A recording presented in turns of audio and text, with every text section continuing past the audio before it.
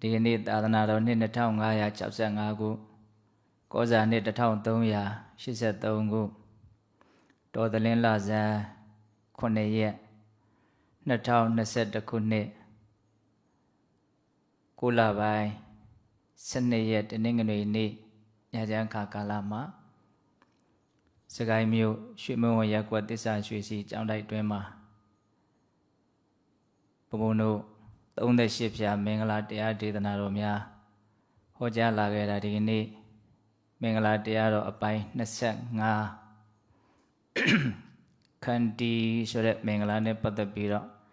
နာယူကြည်ညိုကြနော်ခန္တီသသောဝသတ္တတာတမနာနိသဒတနံကာလေနဓမ္မတာကိစ္ဆာဣတံမင်္ဂလမုဒ္ဓမံဒေဝဗုဒ္ဓမင်္ဂလာနဲ့ပတ်သက်ပြီးတော့တိလိုရေးဖြင့်မေးလျှောက်လာတဲ့ဩနတယာခန္တိစအကျင့်သီးခံခြင်းသည်၎င်းယာသောဝသတ္တတာစအကျင့်ပြောဆိုဆုံးမလွယ်သူဤအဖြစ်သည်၎င်းတမနာနယဟန်တော်တို့ကို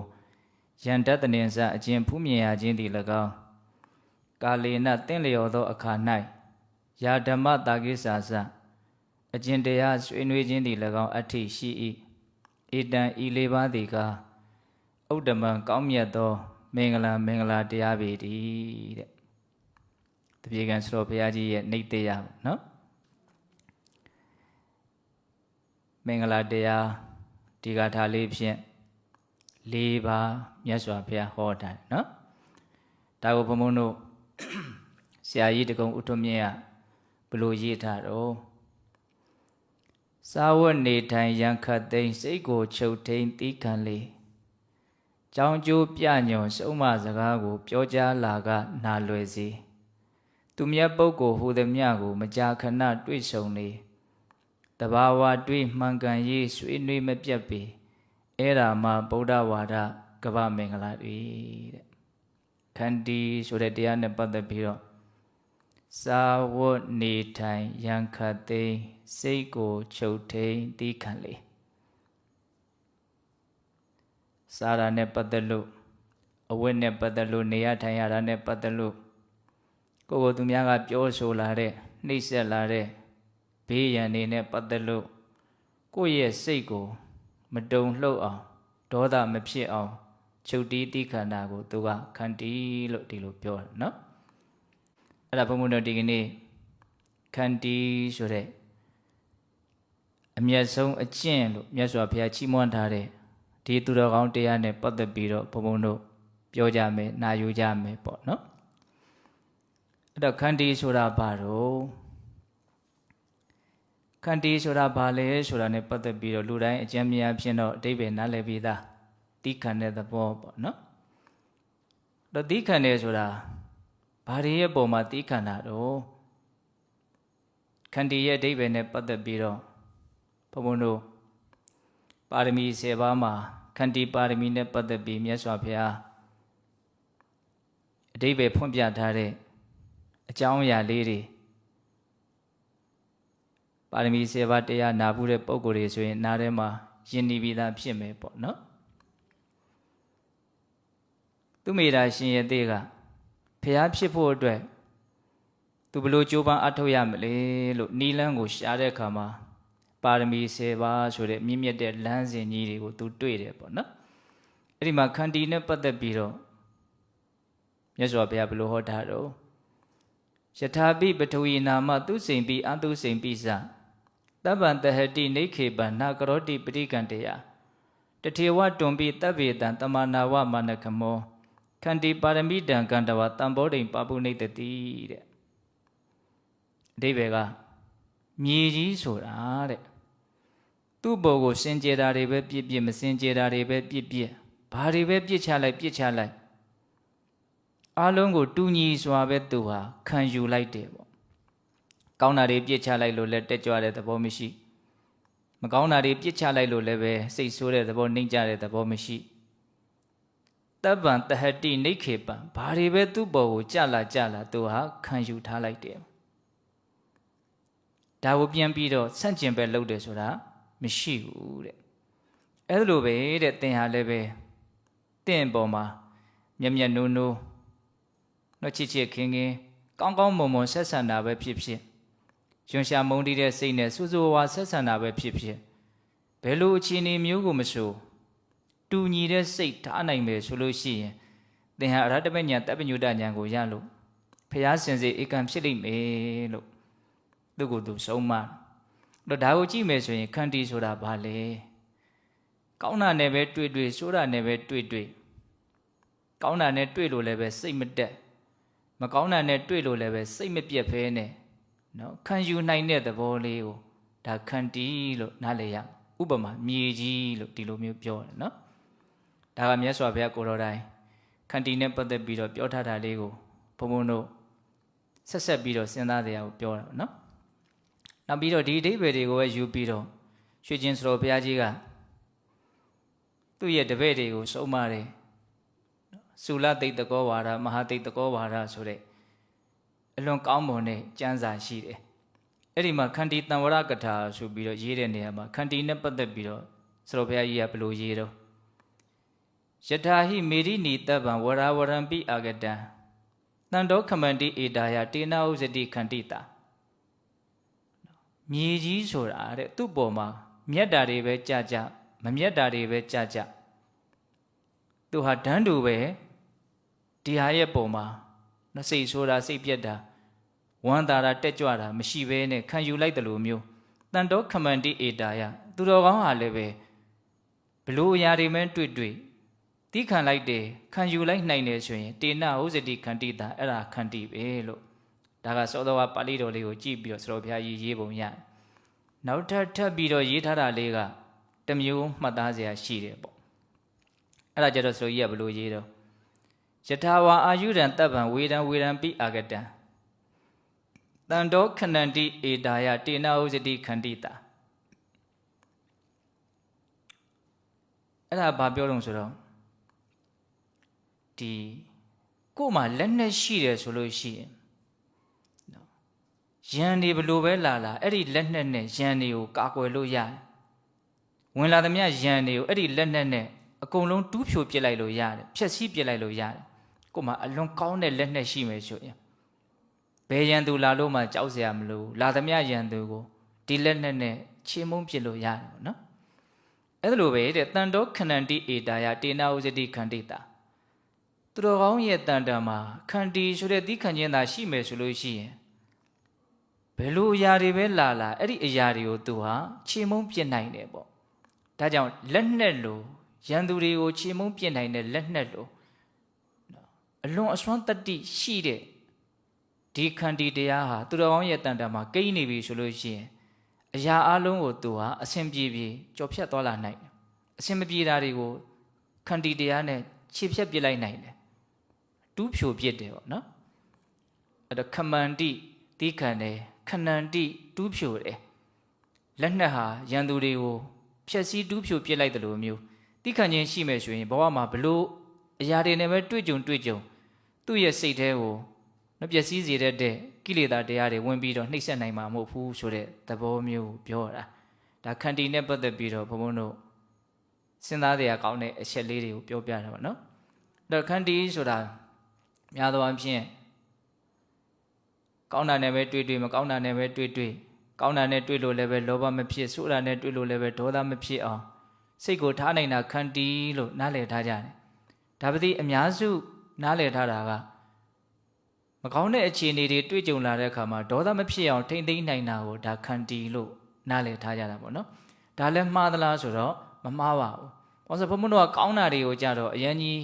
စိတ်ကကြိုးစားပြီးတော့ကြိတ်မိတ်ပြီးတော့သီးခံနေရတယ်လို့မရှိဘူးလေမကောင်းတာတွေကိုသာလျှင်သီးခံနေရတယ်ဆိုတာကထင်ရှားတာပေါ့ဟုတ်လားဒါကြောင့်မကောင်းတာတွေနဲ့တွေ့လာတဲ့အခါမှာကိုယ့်ရဲ့စိတ်ကိုဒေါသမဖြစ်အောင်နော်ကြိုးပမ်းအားထုတ်တာကိုခန္တီလို့လွယ်လွယ်လေးနားလည်ရမယ်ပေါ့နော်အဲ့လိုဆိုရင်ဘုံဘုံတို့ဘာတွေကိုဘယ်လိုသီးခံမတော့သီးခံရမယ့်အရာတွေကဘာတွေတော့ဒါကိုဆက်ပြီးတော့မှတ်သားကြည့်မယ်နော်သီးခံရမယ့်အရာတွေကဘာတွေတော့ဘုံဘုံတို့အင်္ဂုတ္တပါဠိတော်စတုကနိပတ်ထဲမှာနာဂသုတ်တံဆိုတာရှိတယ်အဲ့ဒါဘုံဘုံတို့တန်ဖိုးရှိတဲ့လူဆိုတဲ့ခေါင်းစဉ်လေးနဲ့ အဲ့ဒီတုတ်တန်လေးကိုမကြာခဏဟောဘူးတယ်ပေါ့နော်အဲ့လိုဟောတဲ့နေရာမှာဥမာကဘာပေးတုံဆိုတော့ဘယင်းရဲ့ဆင်နဲ့ဥမာပေးတာနော်ဘယင်းရဲ့ဆင်ဟာအင်္ဂါရ၄ချက်နဲ့ပြည့်စုံရင်ဘယင်းရဲ့အသုံးဆောင်ယတနာထိုက်တဲ့တန်ဖိုးရှိတဲ့ဆင်ဖြစ်သွားတယ်ပေါ့အဲ့ဒီဆင်မှာရှိရမယ့်အင်္ဂါရ၄ချက်ကဘာလဲဆိုတော့သောတာစဟောတိဟန္တာစခန္တာစဂန္တာစဆင်ဦးကြီးရဲ့စကားကိုနားထောင်ရမယ်ဆန့်ကျင်ဘက်ရန်သူတွေတွေ့ကြုံလာပြီးတိုက်ခိုက်လာပြီးစစ်ပွဲဖြစ်လာပြီးဆိုရင်ရန်သူတွေကိုတပ်ဖြတ်ချေမှုန်းနိုင်စွာရှိရမယ်ဟုတ်လားနောက်ခန္တာစအဲ့လိုစစ်ပွဲမှာတိုက်ပြီးခိုက်ပြီးဆိုရင်တစ်ဖက်ရဲ့နော်တိုက်ခိုက်လာမှုအမျိုးစုံတွေ့ကြုံလာတဲ့အခြေအနေဆိုးတွေကိုခံနိုင်ရရှိရမယ်ဂန္တာစ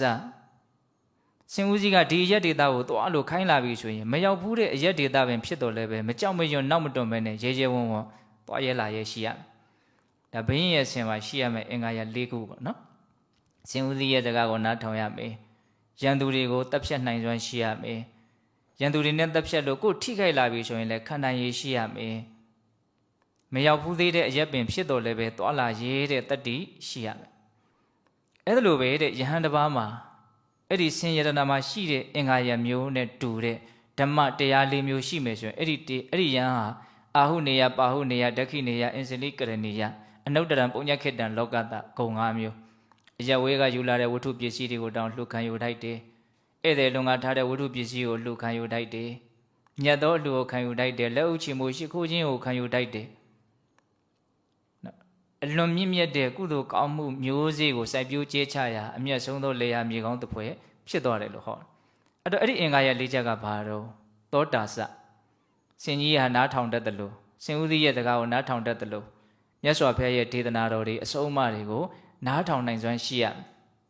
ဟုတ်လားဟန္တာစဆင်ကြီးဟာစံကျူဘက်ရန်သူတွေကိုတပ်ဖြတ်နိုင်စွမ်းရှိတယ်လို့ကိုယ့်ရဲ့စိတ်ထဲမှာအကြောင်းအားလျော်စွာဖြစ်ပေါ်လာတဲ့ကာမဝိတ္တဗျာပါဒဝိတ္တဝိဟိတဝိတ္တလို့ဆိုတဲ့လောဘဒေါသတွေနဲ့ရှင်တဲ့အတွေးအကြိုးတွေကိုပယ်တတ်နိုင်စွမ်းရှိရမယ်အကုသိုလ်တွေကိုပယ်တတ်နိုင်စွမ်းပယ်ရှားနိုင်စွမ်းရှိရမယ်လို့ပြောတာဒါတင်စားပြောတဲ့စကားတွေပေါ့နော်နောက်ခန္တာစဆင်ကြီးဟာခန္ဓာရင်ရှိတယ်လို့နော်ယဟန်တစ်ပါးဟာလည်းသိခံရမယ်ဆင်ကြီးဟာမရောက်ဘူးတဲ့အရက်ဒေတာကိုရောက်အောင်သွားရဲတယ်လို့ယဟန်တစ်ပါးဟာလည်းမရောက်ဘူးတဲ့အရက်ဒေတာကိုရောက်အောင်သွားရမယ်မရောက်ဘူးတဲ့အရက်ဒေတာဆိုတာဘာတုံးဆိုတော့နိဗ္ဗာန်ကိုပြောတာဟုတ်လားအဲ့တော့အဲ့ဒီအင်္ဂါရက်၄ချက်ထဲမှာခန္တာစဆိုတဲ့ခန္တီဆိုတာတစ်ပါးပါလာတယ်နော်အဲ့ဒီမှာမြတ်စွာဘုရားခန္တီဆိုတာကိုနော်သိခံရမယ်ဆိုတာနဲ့ပတ်သက်ပြီးတော့ဘာတွေကိုဘယ်လိုသိခံရမလဲဆိုတာလေးကိုဟောထားတာအဲ့ဒါကခန္တီနဲ့ပတ်သက်ပြီးတော့မဖြစ်မနေတိထားတဲ့ဓမ္မဗဟုသုတပေါ့နော်ခန္တီတရားကိုလက်တွေ့ကျင့်သုံးလို့စိတ်ရှိကြတဲ့ပုဂ္ဂိုလ်တွေဒါကိုနားလည်ထားတဲ့နဲ့မှတ်သားထားတဲ့နဲ့ပေါ့အဲ့ဒီမှာမြတ်စွာဘုရားခန္တီဆိုတာနဲ့ပတ်သက်ပြီးတော့ဣဒဘိက္ခွေခမောဟောတိတိတတ္တဩနတ္တဇိကိစာယပိပါတာယဒန္တမကတဝါဒတပတ္တိတပတံဖတ္တနံဒုရုဒ္ဒနံဒုရာကတနံဝဆနပဋ္ဌာနံဥပ္ပန္နနတရိရိကနံဝေဒနာနံဒုက္ခနံတိဗ္ဗာနံခရဏကတုကနံ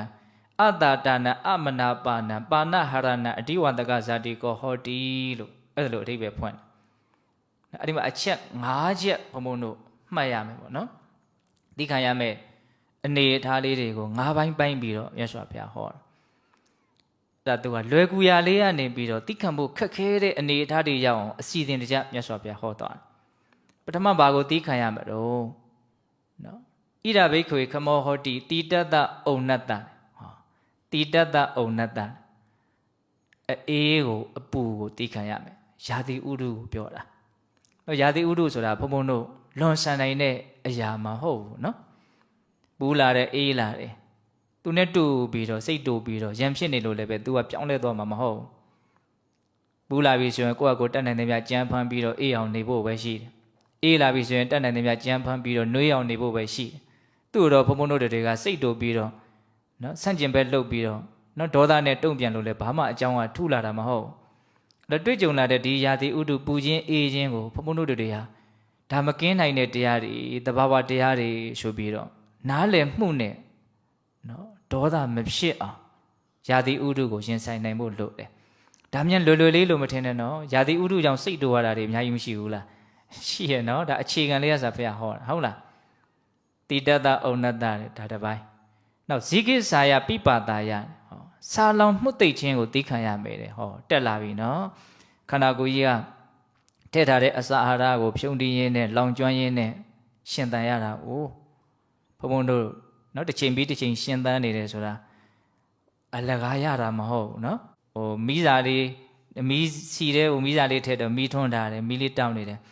ဒီမီးတောက်လေးကအလကားတောက်နေတာမဟုတ်ဘူးမီးစာကိုလည်းဖြုံးတယ်စီကိုလည်းဖြုံးတယ်ဟုတ်တယ်မဟုတ်လားဖြုံးစရာမီးစာမရှိတော့ဘူးဖြုံးစရာစီမရှိတော့ဘူးဆိုရင်မီးရဘာဖြစ်သွားတော့ငြိမ့်သွားတယ်အဲ့လိုပဲဘုံဘုံတို့ရှင်သန်နေတယ်ဆိုတာမီးတောက်ပဲတောက်နေတယ်အလကားရှင်နေတာမဟုတ်သူဖြုံးရင်းနဲ့ကုံအောင်လုံရင်းနဲ့သူမီးတောက်နေတာပေါ့နော်ရှင်သန်မှုဘာတွေကိုဖြုံးနေအောင်ဆိုရှေးကံလူဘဝမှာနေရမယ့်ကံတရားရှိတယ်မမြင်ရဘူးသို့တော့အဲ့ဒါကိုဘုံဘုံတို့တရက်ကုံသွားပြီဆိုရင်တရက်စာနေဖို့အတွက်ကံတရားလဲကုံသွားတယ်နော်ဘယ်လောက်လုပ်ခဲ့တယ်လဲတော့မသိဘူးပေါ့ဟုတ်လားအဲ့ဒီမှာမြင်လွယ်သိလွယ်တာကကံစိဥတုအာဟာရဒီအကြောင်းတရားတွေနဲ့ရှင်သန်နေတဲ့နေမှာအာဟာရကိုဖြုံရင်းနဲ့ရှင်သန်နေရတယ်ဆိုတာအလွန်ထင်ရှားတယ်တနေ့2ခါလောက်ထည့်တယ်လူတွေဆိုတနေ့3ခါလောက်ထည့်တယ်ဟုတ်လားထည့်ပြီးတော့လည်းပဲနောက်နေ့မထည့်ဘဲနေလို့ရမလားမရဘူးထပ်ထည့်ရှင်သန်ခြင်းမိတော့ကအမြဲတမ်းအဲ့ဒါကိုလောင်ကျွမ်းတယ်ကုန်ခန်းအောင်လုပ်တယ်ဟုတ်လားအဲ့ဒါနောက်နေ့ထပ်ပြီးတော့ထည့်တယ်မသိမချင်းထည့်ရမှာနော်ဟုတ်လားအဲ့တော့ပြောချင်တာကဒီစားလောင်နဲ့မှုတ်သိပ်တယ်ဆိုတာခန္ဓာကိုယ်ကြီးရဲ့ရှောင်လွှဲလို့မရတဲ့သဘာဝတရားစားလာတဲ့အချိန်မှာဘုံဘုံတို့စိတ်မတူဖို့လိုတယ်လို့ပြောတာဒါကိုနားလည်မှုနဲ့ဘာလို့မတော့သိခံရမယ်တိတတဩနတအပူရေးကိုသိခံရမယ်ဇိကိစာယပိပါဒာယစားလောင်မှုတ်သိပ်ခြင်းကိုသိခံရမယ်အမြန်ပြောမှဖြစ်မယ်နောက်ပြောချင်တယ်အများကြီးပဲဟုတ်လားဒန္တမကတဝါဒတပတ္တိတဖတ်တံဖတ်တန္တမှက်ချင်းရင်လေးနေမွေနေပူမွေကင်းတန်းတို့ကိုလည်းသိခံရမယ်တဲ့ပို့ကောင်မွားကောင်လေးတွေအိဆန်လေးတွေကိုနဲ့ထိဆက်နေတာလေးတွေရှိတယ်အချင်းကြိုက်တယ်ဂျပိုးကြိုက်တယ်တခါလေးဘာကောင်ကြိုက်သွားမှမသိဘူးသိခံရတာပဲเนาะစိတ်တူနေလို့မရဘူးဟုတ်လားပြီးတော့ဗာသိခံရမလို့ဒုဒုဒ္ဒနံဒုရာကတနံဒုရာဝဆနံပတ်ဝန်းကျင်ကကိုယ်မကြိုက်လို့ဓမ္မမဟုတ်သူတို့ကြားတဲ့သတင်းတွေမှားနေလို့ပဲဖြစ်ပေါ့လေကိုယ်အကြောင်းမကောင်းပြောကြတာကိုယ်ကဲ့ရဲ့ရှုံချရတာအဲ့ဒီကြမ်းထမ်းတဲ့သကားသံတွေကိုလည်းသိခံရမေးတဲ့ဒါလည်းရှောင်လို့မရဘူးเนาะခုဒီဥစ္စာတွေကစဉ်းစားကြည့်ရင်အလွန်ကိုပဲလေးနဲ့တဲ့အကြောင်းအရာတွေလို့ဘုံဘုံကမြင်တယ်အပူရေးရှောင်လို့မရဘူးဆာလောင်မုတ်သိချင်းရှောင်လို့မရဘူးပိုးကောင်မွားကောင်လေးတွေရှောင်လို့မရဘူးဘလောက်တန့်ရှင်းနေနိုင်တယ်ပြောတခါမဟုတ်တခါတော့သူတို့ကလည်းတွေ့ရသေးတာပဲဟုတ်လားပြီးရင်ပါတော့ပတ်ဝန်းကျင်ကပြောလာတဲ့အတန်အတူတူနေတဲ့လူချင်းချင်းပြောရင်းဆိုရင်လည်းစိတ်တူကြတာတွေမရှိဘူးလားဘာလို့စိတ်တူတာတော့အဲ့ဒီအတန်သိမခံနိုင်လို့ပေါ့ဟုတ်တယ်မဟုတ်လားကိုယ်မကောင်းပြောအလွန်ကိုပဲစိတ်ဟာဘာလို့တော့ထိခိုက်လွှဲတယ်ပေါ့နော်ပြောရရင်ဘုံဘုံတို့ပုထုဇဉ်တွေဟာမြတ်စွာဘုရားပေးထားတဲ့ဥမာယဆိုရင်အနာဟောင်းနဲ့တူတဲ့လူတွေပဲအနာဟောင်းကြီးကနော်တုတ်ကလေးနဲ့အိုးချမ်းပဲ့လေးနဲ့တခုခုလေးနဲ့ထိလိုက်မိတာနဲ့သူကသွေးပုတ်တွေပြည်ပုတ်တွေတန့်ထွက်လာတာအနာအိုအနာဟောင်းကြီးဆိုတော့ထဲထဲသွေးပုတ်ပြည်ပုတ်တွေရှိတာ哦အဲ့လိုပဲဘုံဘုံတို့တွေကများသောအားဖြင့်နည်းနည်းလေးပြောတာနဲ့ကိုပဲစိတ်ကမခံနိုင်ဘူးပေါ့နော်မကျေနပ်မှုမနှစ်သက်မှုကိုထင်ရှားပြတယ်လို့ဘုရားအဲ့လိုဟောအဲ့အနာဟောင်းနဲ့တူတဲ့လူလို့ပြောတယ်အဲ့ဒါဘုံဘုံကတော့တော်တော်များများတော့ကိုယ်အပါဝင်မဲ့အနာဟောင်းနဲ့တူတဲ့လူပဲများတယ်ဘာလို့ဆိုတော့စမ်းကြည့်လိုက်လေနည်းနည်းတော့ပြောလိုက်တာနဲ့ကိုယ်ဘုံဘုံတို့ကစိတ်ကတူပြီးသားပဲမျက်နှာပြက်သွားတာပေါ့နော်အဲ့ဒါမကျေနပ်မှုမနှစ်သက်မှုကိုထင်ရှားပြလိုက်တာပေါ့ဟုတ်လားဒါကြောင့်ဒုရုဒ္ဒနံဒုရာဝဆနံစကားကြမ်းတွေမကောင်းတာတွေဘာလို့မတော့သိခံရနောက်ဆုံး၅ခုမြောက်သိခံရမှာကဘာလဲဆိုတော့ဥပ္ပန္နနံတတိတိကာနံဝေဒနာနံခန္ဓာကိုယ်ကြီးကနော်ဖြစ်ချိန်ကြလို့ဖြစ်လာတဲ့ယောဂါတွေကြောင့်ခံစားရမယ့်ဝေဒနာဆိုးတွေနော်ဘုံဘုံတို့ခန္ဓာကိုယ်ကြီးကအခုချိန်တက်တောင့်တက်တာရှိနေပြီမလို့အဲ့ဒီဒီကိုခြိတက်နေတာနော်ကြမ်းထမ်းတဲ့ခက်ထန်တဲ့နော်ခရာနံကတုကာနံတိဗ္ဗာနံအလွန်ပြင်းထန်တဲ့အော်ဟစ်နေရလောက်အောင်ကိုပဲလူလှိမ့်နေရလောက်အောင်ပဲခံရခက်တဲ့ဝေဒနာတွေကတစ်ချိန်မှာတွေ့ရအောင်မှာကြုံရအောင်မှာဟုတ်လားအခုကတက်ကြီးလေးပါညီညွတ်မျှတနေလို့ဘုံဘုံတို့ကပြုံးရွှင်ရွှင်နဲ့တတ်တောင့်တတ်တာနဲ့နေနိုင်တာ哦တက်ကြီးလေးပါကလည်းအမြင့်ညီညွတ်မျှတနေမှာမဟုတ်သူတို့ကလည်းပဲလွန်ကဲတာတွေရော့တာတွေဆိုတာဖြစ်လာမယ်ဖြစ်လာတဲ့အချိန်မှာအဲ့ဒါဥစဉ်တို့ဒုက္ခရောက်ကြမှာပေါ့နော်အဲ့လိုဝေဒနာတွေဖြစ်လာပြီဘယ်လောက်ထိဖြစ်လာမှာတော့ပါဏဟရဏံအသက်ကိုနှုတ်ယူနိုင်သည့်အထိကြမ်းတမ်းတဲ့ဝေဒနာတွေတစ်ချိန်မှာဖြစ်လာမယ်အဲ့ဒါတွေကိုဘာလို့မဆိုတော့ခမောဟောတိသိခံရမယ်တဲ့ဟုတ်လား ဒါကြောင့်သီးခံခြင်းတရားနဲ့ပတ်သက်ပြီးတော့ဒီ၅ချက်ကိုဘုံဘုံတို့ကျွမ်းကျင်ထားရမယ်ဒီ၅ချက်ကမလွတ်ဘူးနော်တော့ဒီ၅ချက်နဲ့တွေ့လာရင်ဒေါသမဖြစ်အောင်ငါလုပ်မယ်ပေါ့အပူအေးရဲ့ဆာလောင်မှုသိချင်းရဲ့ပိုးကောင်မွားကောင်လေးတွေရဲ့လေဘူးနေဘူးဒီတဲ့ပါတယ်သူကဟုတ်လားပြီးတော့ပါတော့ပတ်ဝန်းကျင်ရဲ့စကားအတူနေသူတွေရဲ့ကိုယ့်ဘောမှတ်ချက်ချမှုစကားပြောမှုဟုတ်လားပြီးတော့ပါတော့ခန္ဓာကိုယ်ကြီးရဖြစ်လာတဲ့ယောဂဝေဒနာတွေဘလောက်ပြည့်စုံတော့မြတ်စွာဘုရားဟောထားတာဟုတ်လားဒါကြောင့်သီးခံခြင်းဆိုတဲ့ခန္တီမင်္ဂလာနဲ့ပြည့်စုံခြင်းတဲ့ဆိုရင်ဘုန်းဘုန်းတော်ဒါတွေကိုနားလည်ထားရမယ်နော်သီးခံခြင်းကမင်္ဂလာနော်ဘာလို့မင်္ဂလာလို့ပြောတာတော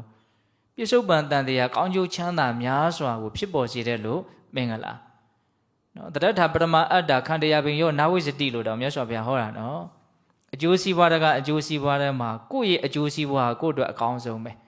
အဲ့ဒီကိုယ့်ရဲ့အကျိုးစီးပွားတွေထဲမှာလည်းပဲအဲ့ဒီအကျိုးစီးပွားတွေကိုဖြစ်ထွန်းစေတဲ့အရာတွေထဲမှာလည်းပဲခန္တီဟာအကျိုးစီးပွားအဖြစ်ထွန်းစေဆုံးသောအရာလို့အဲ့လိုထိမြတ်စွာဘုရားဟောတယ်ခန္တရားပင်ရောနာဝိစတိတဲ့ဘယ်ဟာကအကျိုးရှိပါတယ်လို့ပဲပြောခန္တီကကိုယ့်အကျိုးရှိစေတာလောက်ဘယ်ဟာမှခန္တီကိုမမှီဘူးလို့ပြောတာအဓိပ္ပာယ်ကိုအဲ့လောက်ထိနားလည်ရမယ်နော်ဘယ်သူတော်ကောင်းတရားကိုယ့်ကိုချမ်းသာစေပါတယ်ပဲပြောဟုတ်တယ်သူလည်းသူအတိုင်းတာနဲ့သူချမ်းသာစေမှာပဲဟုတ်လားဒါမဲ့ခန္တရားပင်ရောနာဝိစတိခန္တီကိုတော့မမှီဘူးလို့ပြောတယ်ဒါကြောင့်မို့လို့နားလည်အောင်လုပ်တဲ့နဲ့တတ်နိုင်သမျှကျင့်သုံးနိုင်အောင်ကြိုးပမ်းအထောက်တဲ့နဲ့များသောအားဖြင့်ဘုန်းဘုန်းတို့ဥရုဇဉ်တတ္တဝါတွေဆိုတာမကျေနပ်ချက်တွေတော့အဆိုးမြင်မှုတွေပေါ်မှာအခြေခံနေတာဖြစ်တဲ့အတွက်ကြောင့်ခန္တီကိုကျင့်သုံးဖို့မပြောနဲ့နားလည်ဖို့လက်ခံဖို့တောင်သိပ်ပြီးတော့မလွယ်ဘူးဟုတ်လားဘုံဘုံအခုပြောနေတာလေးတွေကခန္တီပါရမီထဲမှာပြောခဲ့တဲ့အကြောင်းအရာလေးတွေကိုနည်းနည်းရှောင်ပြီးတော့ပြောနေတာခန္တီပါရမီနဲ့တွဲပြီးတော့နားထောင်ကြည့်တဲ့နဲ့အခုခန္တီပါရမီထဲမှာထည့်ပြီးတော့မဟောဖြစ်တာလေးတွေကိုခန္တီမင်္ဂလာထဲမှာထည့်ပြီးတော့အခုဘုံဘုံပြောနေတာဟုတ်လားတဘာတွေကိုတီးခါမှာလဲဆိုတဲ့အပိုင်းပြောပြီးသွားပြီနော်အဲ့လိုဆိုရင်ဆက်ပြီးတော့ဘုံဘုံတို့ပြောချင်တာလေးတွေအဲ့ဒါကဘာလဲဆိုတော့ခန္တီဆိုတာသူတော်ကောင်းတို့ရဲ့အားဖြစ်တယ်ဆိုတာလေးကိုနားလည်စေချင်တာပေါ့ဘာဖြစ်လို့ဒါကိုပြောချင်ရအောင်ဆိုတော့ဘုံဘုံတို့အသိဉာဏ်ရှိတဲ့လူတွေအထူးသဖြင့်မြတ်စွာဘုရားရဲ့နောက်အစုံမှသာသနာတော်မြတ်အတွင်းမှာနော်လူဖြစ်လာကြတဲ့ပုံကိုယ်တွေဟာအမြင့်မြတ်ဆုံးရည်ရွယ်ချက်လေးတွေရှိကြတယ်လို့ဘုံဘုံထင်ပါတယ်အဲ့ဒါကဘာလဲဆိုတော့သူတော်ကောင်းဖြစ်ခြင်းတယ်သူတော်ကောင်းတရားကိုသိခြင်းတယ်နော်သူတော်ကောင်းတရားကိုသိခြင်းတယ်ဆိုတာသူတော်ကောင်းဖြစ်ခြင်းတာပဲလေနော်ဒုက္ခခတ်သိမ်းငြိမ်းရာနိဗ္ဗာန်ကိုမျက်မှောက်ပြုလို့တယ်တန်တရားဝိဒုက္ခကလွတ်မြောက်လို့တယ်ဟုတ်လားသူတော်ကောင်းတရားကိုသိလို့တယ်စိတ်တွေငြိမ်းအေးသွားစေခြင်းတယ်စိတ်တွေမဆင်းရဲခြင်းဘူးတရားသိပြီးတော့ယဉ်ကျေးတဲ့ငြိမ်းအေးတဲ့နော်အကောင်းမွန်ဆုံးချမ်းသာတဲ့လူတစ်ယောက်ဖြစ်ခြင်းတယ်ပေါ့ဒါအလွန်မမြတ်တဲ့ရည်ရွယ်ချက်ပဲရှိတဲ့နဲ့နော်ဒီဥစ္စာဟုတ်လားအဲ့လိုသူတော်ကောင်းဖြစ်ခြင်းတယ်သူတော်ကောင်းတရားကိုသိခြင်းတယ်ဆိုလို့ရှိရင်သူတော်ကောင်းတစ်ယောက်ရဲ့အားဘာလဲဆိုရင်မြတ်စွာဘုရားဘယ်လိုဟောတော့ခန္တီလို့ဟောတယ်အဲ့တော့ဒီဆုံးမချက်ကလေးကိုဘုံဘုံတို့ကလက်ကင်ထားနိုင်မယ်ဆိုလို့ရှိရင်နော်ကိုယ့်ရဲ့ဘဝမှာအများကြီးအဆင်ပြေလာလိမ့်မယ်ဆိုတဲ့ဥစ္စာလေးကတန်တရားဖြစ်เสียမရှိဘူးဟုတ်လားကိုယ်ကလည်းပဲသူတော်ကောင်းတရားကိုသိကျင်တယ်ဆိုရင်အဲ့ဒီအားနဲ့ပြည့်စုံရမယ်ငါတို့သီးခံမှဖြစ်မယ်ဘယ်လိုအခြေအနေမျိုးပဲဖြစ်ဖြစ်ငါသီးခံခြင်းနဲ့နော်ရင်ဆိုင်မယ်ဆိုတဲ့အခြေခံအမြင်ကလေးဘုံဘုံတို့ခိုင်မာထားစေခြင်းတယ်ဒါလည်းပဲပြောလို့သာပြောတာအရေးရဲ့အကြောင်းရဲ့ဆိုအမှတ်မရဘူးနော်စိတ်တို့တရားတွေ့ရင်ဘာဖြစ်လိုက်တာပဲများတော့စိတ်တို့လိုက်တာပဲများတယ်နော်ဒီအချိန်မှာသီးခံရမယ့်အချိန်မှာလားလို့တွေးမိခဲ့တယ်စိတ်တို့တရားတွေ့ရင်ခန္တီကိုအမှတ်ကိုမရတော့ဘူးဟုတ်လားအဲ့ဒီအချိန်မှာသီးခံခြင်းကိုမြန်အမှတ်ရရင်ဘလောက်မြန်ကောင်းမှာတော့အော်ငါသီးခံလိုက်မယ်ခန္တီကိုမမေ့ဘူးဆိုလို့ရှိရင်ဘုံဘုံတို့ဘဝမှာဒေါသရဲ့နှိမ့်ဆက်တာကနော်တော်တော်ကြီးကိုတတ်တာရမယ်ဒေါသရဲ့နှိမ့်ဆက်ခြင်းရနေပြီးတော့တော်တော်ကြီးကိုဘုံဘုံတို့ကတတ်တာရမယ်ဟုတ်လားဒါကြောင့်မို့အားတကအားထဲမှာနော်သူတော်ကောင်းတို့ရဲ့အားဟာအမြင့်မြတ်ဆုံးအဲ့တော့သူတော်ကောင်းတို့ရဲ့အားဘာအားတုံးလို့မင်းခန္တီလို့ဘုရားဟောတယ်ဟုတ်လားကလေးတွေရဲ့အားငိုကြွေးခြင်းကြားဘူးတယ်နော်ဒီဥစ္စာနော်အမျိုးသမီးတွေရဲ့အားကအမျက်ဒေါသထွက်ခြင်းနဲ့အဲ့ဒါအမျိုးသမီးဖြစ်တဲ့လူတွေသတိထားဒါဘုရားမဟုတ်ဘဲနဲ့မဟောဘူးနော်စိတ်ထဲကခန္ဓာကြီးမရှိတဲ့အခါကျတော့စိတ်တွေကနှုတဲ့အခါကျတော့နည်းနည်းလေးနဲ့ကိုပဲဘာဖြစ်နေတော့ပေါက်ကွဲနေတယ်မကျင်တဲ့ချက်တွေကိုပြခြင်းနေတာပေါ့နော်ဒါအမျိုးသမီးတွေရဲ့အားအမျက်ဒေါသတယ်နော်လူဆိုးတွေရဲ့အားလက်နှက်တယ်နော်ရှင်ဘင်ရဲ့အားကအစိုးရခြင်းတဲ့လူမိုက်တွေရဲ့အားကဲ့ရဲ့ခြင်းတဲ့ကြံကြံဖန်ဖန်သူများအပြစ်ရှာကဲ့ရဲ့တယ်လူမိုက်ရဲ့အားကိုအသုံးချနေတာသူများကိုအပြစ်မြင်တိုင်းငါလူမိုက်ဖြစ်နေပါလားလို့စဉ်းစားမိဖို့လိုတာပေါ့နော် ပညာရှိတွေအားတော့အကျိုးရှိမရှိကိုနော်စဉ်းစားသုံးသပ်ခြင်းဘုဒ္ဓတရှိတဲ့လူတွေရဲ့အားတော့အဖန်ဖန်ဆင်ခြင်ခြင်းဟောနောက်ဆုံးသူတော်ကောင်းတွေရဲ့အားကြတော့သိခံခြင်းလို့မြတ်စွာဘုရားဟောဟုတ်လားဒါမြတ်စွာဘုရားကရှေ့ကနေစံပြအနေနဲ့အများကြီးနော်ကျင့်သုံးပြသွားတာတိုက်တွန်းနှိုးဆော်သွားတဲ့အပိုင်းတွေအများကြီးရှိတယ်ဒီဒေသနာလေးနဲ့ဆက်ဆက်ပြီးတော့ပြောရမယ်ဆိုလို့ရှိရင်နော်ဆိုကြပါစို့ဘုန်းဘုန်းတို့လူတိုင်းကြားဖို့နေတဲ့မာဂန္ဒီဆိုတဲ့နော်မိဖုရားဟုတ်လားဖေအေမာဂန္ဒီမအေမာဂန္ဒီသမီးမာဂန္ဒီဟုတ်လားမိဘနှစ်ပါးမြတ်စွာဘုရားရဲ့ခြေတော်ရာကိုတွေ့တဲ့အခါမှာကြားဖို့တဲ့မူလဒီဇလန်လေးကိုဟုတ်လားလူဆိုရင်စัจ जा မင်းဖြစ်မယ်ယဟန်ဆိုရင်ဘုရားဖြစ်မယ်ဟုတ်လားအဲ့ဒါနဲ့တခါကြီးကသူ့သမီးနဲ့ပေးစားခြင်းတာလေတက္ကမကြီးကသူ့တဲ့ပို့ပြီးတော့ဒီလက္ခဏာပညာမှာတောနေတော့ဒါကအိမ်ယာထောင်မဲ့ပုဂ္ဂိုလ်မဟုတ်ဘူးဆိုတာကိုသိတယ်ဒါပေမဲ့ဇွတ်အတင်းပြောတဲ့အခါကျတော့ဘုရားကဘာပြောလို့ဆိုတော့ငါချီမနဲ့တောင်မထိကျင်ဘူးလို့အဲ့လိုပြောတာသူတို့တရားတို့ရဖို့အတွက်မြတ်စွာဘုရားအဲ့လိုပြောလိုက်တာဒါပေမဲ့သမီးဖြစ်တဲ့မာဂန္ဒီကအဲ့ဒါကိုမဖြစ်တော့အနာကြီးနာပြီးတော့နောက်သူဥဒိဏမင်းရဲ့မိဖုရားဖြစ်တဲ့အခါကျတော့မြတ်စွာဘုရားသူ့တိုင်းပြည်ကောသံပြည်ကိုကြွသွားတဲ့အခါမှာဟိုတုန်းကရန်ညိုအဲ့ဒီမှာသူအသုံးချတာပေါ့နော်လူဆိုးတွေအယက်သမားတွေငှားပြီးတော့မြတ်စွာဘုရားကိုဘာလို့ခိုင်းတာတော့ဆဲခိုင်းတာဤမျိုးစုံမကြောက်မနာတာတွေဆဲခိုင်းတာအဲ့ဒီမှာရှင်အနန္ဒာကစိတ်ပြက်အလွန်ရိုင်းတဲ့လူတွေတရက်လည်းမဟုတ်နှစ်ရက်လည်းမဟုတ်ဆဲနေကြတာအဲ့ဒါနဲ့မြတ်စွာဘုရားဒီလောက်ရိုင်းတဲ့နေရာကိုတပည့်တော်တို့နှစွန့်ထားခဲ့ကြပါစို့သွားကြပါစို့တခြားတနေရာကိုအဲ့ဒါမြတ်စွာဘုရားအနန္ဒာအဲ့ဒီတခြားတနေရာကဆဲကြမယ်ဆိုရင်ကိုဘယ်လိုလုပ်မလို့လို့မေးတယ်ပြီးတော့မြတ်စွာဘုရားမဆဲတဲ့တနေရာနောက်တနေရာထပ်ရွှေ့မှာပေါ့ဗျာအဲ့ဒီမင်းရွှေ့တဲ့နေရာကထပ်ပြီးတော့ဆဲကြမယ်ဆိုရင်ကမင်းဘယ်လိုလုပ်မလို့ထပ်ပြီးတော့ရွှေ့မှာပေါ့ဗျာလောကမှာအဲ့လိုလုပ်လို့မရဘူးတဲ့ဒီနားဖြစ်တဲ့ပြဿနာကိုဒီနားတင်ငြင်းအေးအောင်ဖြေရှင်းတဲ့တယ်ပေါ့ဟုတ်လားထွက်ပြေးလို့လောကရန်တရားတွေကလွတ်ရိုးထုံးစံမရှိဘူးအဲ့လိုမြတ်စွာဘုရားအမိန့်ရှိပြီးတော့ဂါထာ၃ပုဒ်ရှင်အနန္ဒာကိုအကြောင်းပြုပြီးတော့အဲ့ဒီမာဂန္ဒီမိဖုရားဆဲတာကိုအကြောင်းပြုပြီးတော့မြတ်စွာဘုရားဟောခဲ့တာရှိတယ်အဟနာဂောဝသင်္ကာမေစာပတောပတိတံတရံအတိဝါကျံတိတိခိတံဒုတ်တိလောဟိဘဟုဇနောဒါမှတို့သင်ပေးထားတာဒီဂါထာလေးပါတယ်နော်နာဂောဆင်မြောင်ကြီးသည်သင်္ကာမေစစ်မြေပြင်၌စာပတောလေးညို့မှပတိတံမိမိတို့ကြလာသောတရံမြားကိုတိတိခတိဤဝတိခံတကဲ့သို့အဟံငါဘုရားသည်အတိဝါကျံမထီမဲ့မြင်ပြောဆိုသောစကားအပေါင်းကိုတိတိခိတံတိခံအံ့တဲ့ဘဟုဇနောများစွာသောလူအပေါင်းတို့သည်ဒုတ်တိလောဒုတ်တိလာသာတိတဲ့နော်စစ်ပွဲမှာနော်ရင်ဆိုင်ဆင်နွှဲနေတဲ့ဆင်မြောင်ကြီးဟာရန်သူတွေပြစ်ခတ်လိုက်တဲ့မြားတွေကိုကြံ့ကြံ့ခိုင်ကြီးရက်တီးပြီးတော့တီးခံတယ်လို့မျိုးဟုတ်လားအဝန်းကျင်ကပြောလာတယ်ဘလို့စကားသံပဲဖြစ်ဖြစ်ငါဟာတီးခံပဲဘာဖြစ်လို့တုံးဆိုတော့လောကကြီးဟာမဆောင်စည်းကြတဲ့လူတွေပဲများတာတဲ့ဒုတ်တိလောဟိဘဟုဇနောတဲ့လူအများစုဟာဒုတ်တိလဆိုတာမဆောင်စည်းတာကိုပြောတာဟုတ်လားတိလမရှိကြဘူးကာယကံကိုလည်းမဆောင်ထိန်တဲ့လူပဲများတယ်လှုပ်ချင်ရလှုပ်ဝစီကံကိုလည်းမဆောင်ထိန်တဲ့လူတွေပဲများတယ်ပြောချင်ရပြောတယ်အဲ့တော့ဒီလိုလောကကြီးထဲမှာတိခန့်ချင်းလက်နက်ကိုမကင်ဆွဲလို့ရတော့ဘလို့မှအဆင်ပြေမှာမဟုတ်ဘူးဆိုတဲ့အမြင်ခိုင်ခိုင်မာမာဘုံဘုံတို့မှာရှိရမယ်နော်အလွန်ကောင်းတဲ့ဥမာဟုတ်လားဒန္တန်နေယံတိသမိတိဒန္တန်ရာဇာပြီးရဟတိဒန္တောတေထောမနုဿေတုနော်ယောတိဝါကျံတိတိခတိဒီကထာလေးလည်းကောင်းတယ်ဒုတိယပြောတာအဓိပ္ပာယ်ဘာတော့ဆိုလူတွေဟာတဲ့ဆင်တို့မြင်းတို့ကိုလူကြားထဲမှာစီးပြီးဆိုရင်ယဉ်ကျေးတဲ့ဆင်တွေမြင်းတွေကိုပဲစီးကြတာဘယင်ကလည်းပဲနော်တိုင်းကလှည့်လဲပြီးတော့စီးပြီးဆိုရင်လေယဉ်ကျေးတဲ့ဆင်တို့မြင်းတို့ကိုပဲစီးတယ်ရိုင်းနာတွေကိုစီးလို့ပဲရမှာတော့ဟုတ်လားအဲ့လိုယဉ်ကျေးတဲ့ဆင်တွေမြင်းတွေကိုစီးရတယ်ဆိုတာယဉ်ကျေးမှုရဲ့တန်ဖိုးကိုဘုရားမြင်အောင်ဥပမာပေးတာအဲ့လိုပဲတဲ့လောကမှာဘလို့လူဟာအမျက်ဆုံးလဲဆိုရင်ယဉ်ကျေးတဲ့လူဟာအမျက်ဆုံးတန်ဖိုးအရှိဆုံးနော်ဆင်ရိုင်းမြင်းရိုင်းနေတဲ့ဆင်ရင်မြင်းတွေကအများကြီးတန်ဖိုးရှိတယ်ဘာမှမဆိုင်ဘူးပေါ့နော်အဲ့လိုပဲယဉ်ကျေးတဲ့လူဟာလောကကြီးမှာအမျက်ဆုံးဘလို့လူဟာယဉ်ကျေးတဲ့တုံးဆိုရင်ပြောလာတဲ့စကားသံတွေကိုသိခံနိုင်တဲ့လူဟာယဉ်ကျေးတဲ့လူပဲတဲ့နော်စော်ကားမော်ကားပြုလာတဲ့အချိန်မှာသိခံနိုင်တဲ့လူဟာဘာတော့ယဉ်ကျေးတဲ့လူအဲ့ဒီယဉ်ကျေးတဲ့လူဟာလူတွေထဲမှာသူဟာအမျက်ဆုံးပဲတဲ့ဒန္တောတေထောမနုဿေတုဟုတ်လားသိခံနိုင်တဲ့လူဟာလူယဉ်ကျေးသည်အမျက်ဆုံးလို့ဒီလိုပြောတာသဘောပေါက်လားဆက်ပြီးတော့မြတ်စွာဘုရားကနော်အတ္တတရအတ္တတို့မြင်းတို့သည်၎င်းအာဇာနိယာစအာဇာနိမြင်းတို့သည်၎င်း တိန်တော်ဝါစတိန်တော်မြင်းတို့သည်၎င်းကုံစတာစဂျိုးကြတာမြည်တဲ့ကုံတော်ဝါတောင်ထွတ်တောင်ကွေးတို့၌မွေးလျော်တဲ့ကုံတော်မဟာနာဂါစဆင်မြောင်ကြီးတို့သည်၎င်းဒန္တာယင်ကြီးကုံမှသာလင်ဝရာမြတ်ကုံဤအတ္တဒန္တာယင်ကြီးသောကိုစိတ်ရှိသူတို့သည်တတော်ထိုရည်ကြီးသောဆင်မြင်းတို့ထက်ဝရာမြတ်လှသည်သာတည်းတဲ့ဟုတ်လာ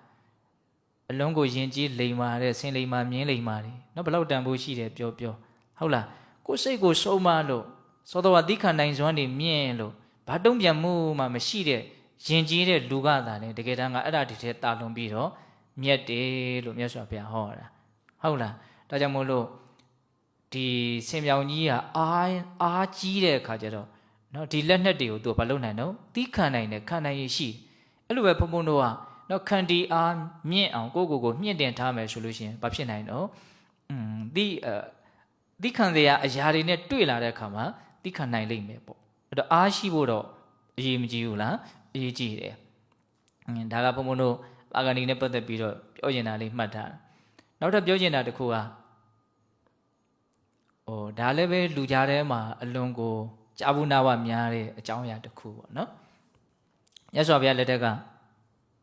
ကဘာရဒါဇပုံနာမျိုးတွေဆိုတာရှိတယ်သူတို့ကပိုက်ဆံလည်းပေါ်တယ်ပညာလည်းတက်တယ်နည်းနည်းအမျိုးမြတ်တယ်ဆိုတော့မှန်နည်းနည်းကြီးကြတယ်ပေါ့နော်အဲ့တော့တနေ့တော့သူတို့အမျိုးတွေကရဟန်းပြုကြတာတွေများတဲ့အခါမှာသူတို့ကမြတ်စွာဘုရားရဲ့အပေါ်မှာမခံမရနိုင်ဖြစ်ကြတာပေါ့ဟုတ်လားအဲ့ဒါနဲ့အဲ့ဒီပုံနာတစ်ယောက်ကမြတ်စွာဘုရားကိုလာပြီးတော့ဆဲလို့မို့သူ့ကိုအကောသဘာရဒါဇလို့နာမည်ပေးတာနဲ့တူပါရဲ့လာပြီးတော့ဆဲတာမှသူကစီစဉ်ပြီးတော့ကိုစကားတွေကိုဆဲမဲ့စကားတွေကိုနာအောင်အမျိုးမျိုးစီစဉ်ပြီးတော့ကိုစနစ်တကျလာဆဲတာသူကအဲ့ဒါမြတ်စွာဘုရားတိုင်းပဲနားထောင်သူဆဲလို့မောသွားပြီပြီးသွားပြီဆိုတော့မှပုံနာပြီးပြီလားပေါ့နော်အဲ့ဒီမှာတင့်ကိုငါမေးမယ်တကယ်လို့တင့်အိမ်မှာဧည့်သည်လာတဲ့ခါမှာသင်ကစားတဲ့တောက်ဆရာတွေတဲမယ်ပေါ့နော်အဲ့လိုတဲတဲ့အချိန်မှာဧည့်သည်ကမစားဘူးဆိုလို့ရှိရင်အဲ့ဒီသင်တဲထားတဲ့စားတဲ့တွေဟာဘယ်သူရတော့လို့မေးတယ်ဧည့်သည်ကမစားဘူးဆိုရင်တော့တပည့်တော်တဲထားတာတပည့်တော်ပဲရမှာပေါ့အေးတဲ့အဲ့လိုဆိုရင်မင်းအခုငါဆဲရထားတာတွေငါအဲ့ဒါမယူဘူးတဲ့ငါလက်မခံဘူးပေါ့နော်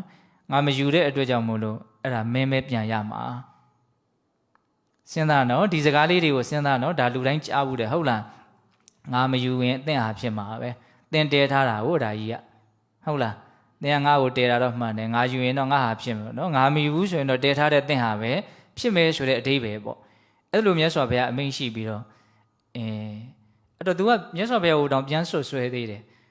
သင်ကိုကိလေသာကုန်ခန်းတယ်ပူဇော်ထုခံလိုက်တယ်လို့နော်လူတွေကထင်ကြတာပေါ့သင်ကအခုငါတို့လေးပြောတာ ਨੇ ဒေါသတွေဖြစ်ရသလားပေါ့အဲ့မှာမြတ်စွာဘုရား तू ဒေါသမဖြစ်ပါဘူး तू လူဒေါသဖြစ်လို့ဘာအကျိုးရှိမလို့ပေါ့နော်အဲ့မှာမြတ်စွာဘုရားသူ့ကိုအဲ့ဒီမှာဂါထာ၄ပုဒ်ဟောတာတွေကဘုံဘုံဂါထာ၃ပုဒ်ပြောပြမယ်နော်အားပြောတုံးဆိုတော့တတေဝတေနပါပိယောကုတ်တံပရိကုဇ္ဇတိကုတ်တံအပရိကုဇ္ဇံတော့သင်္ကာမံစီတိဒုစယံဒီဂါထာလေးတွေလည်းကြက်ထားစရာကောင်းတယ်ယောအကျဉ်သူသည်ကုတ်တံအမျက်ထွက်သည်ကိုပရိကုဇ္ဇတိတုံ့ပြန်အမျက်ထွက်၏တတေဝထိုတုံ့ပြန်အမျက်ထွက်သူဤသာနှင့်တေနထိုတုံ့ပြန်အမျက်ထွက်ခြင်းကြောင့်ပါပိယောယုံမာခြင်းသည်ဟောတိဖြစ်၏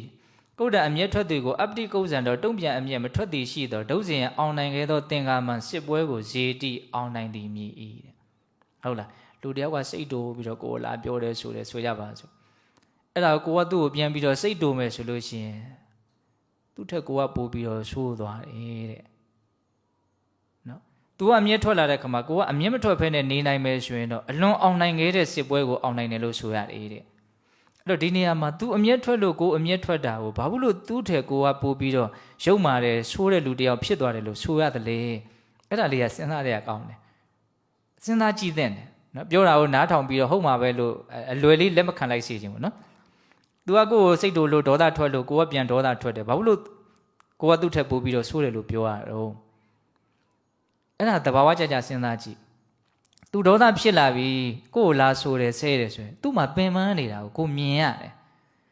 သူ့ရဲ့နှုတ်ကမဟုတ်တာတွေထွက်ပြီးတော့သူယုံညံ့နေတယ်အောက်တန်းကျနေတယ်ဆိုတာကိုမြင်နေရတယ်တနည်းပြောရရင်တော့ဒေါသကြီးကသူ့ကိုနှိပ်စက်လို့ तू ကမလုံးတင်တာလုပ်ပြီးတော့မပြောတင်တာပြောပြီးတော့စိတ်ထဲမှာလည်းပူးနေတယ်လောင်းနေတယ်ဆိုတာသိတယ်ပြောရရင်ဒေါသနှိပ်စက်လို့ तू ဟာဆင်းရဲသူတယောက်ဖြစ်နေတာဆင်းရဲလွန်းလို့မခံနိုင်လို့ကိုယ်လားဆိုတာအဲ့ဆိုတယ်ဆိုတာတကယ်တမ်းငိုးပြတာနဲ့တိတ်မထူးဘူး तू မခံနိုင်လို့ကိုလာပြောတာငိုတယ်ဆိုလည်းမခံနိုင်လို့ငိုတာပဲလေ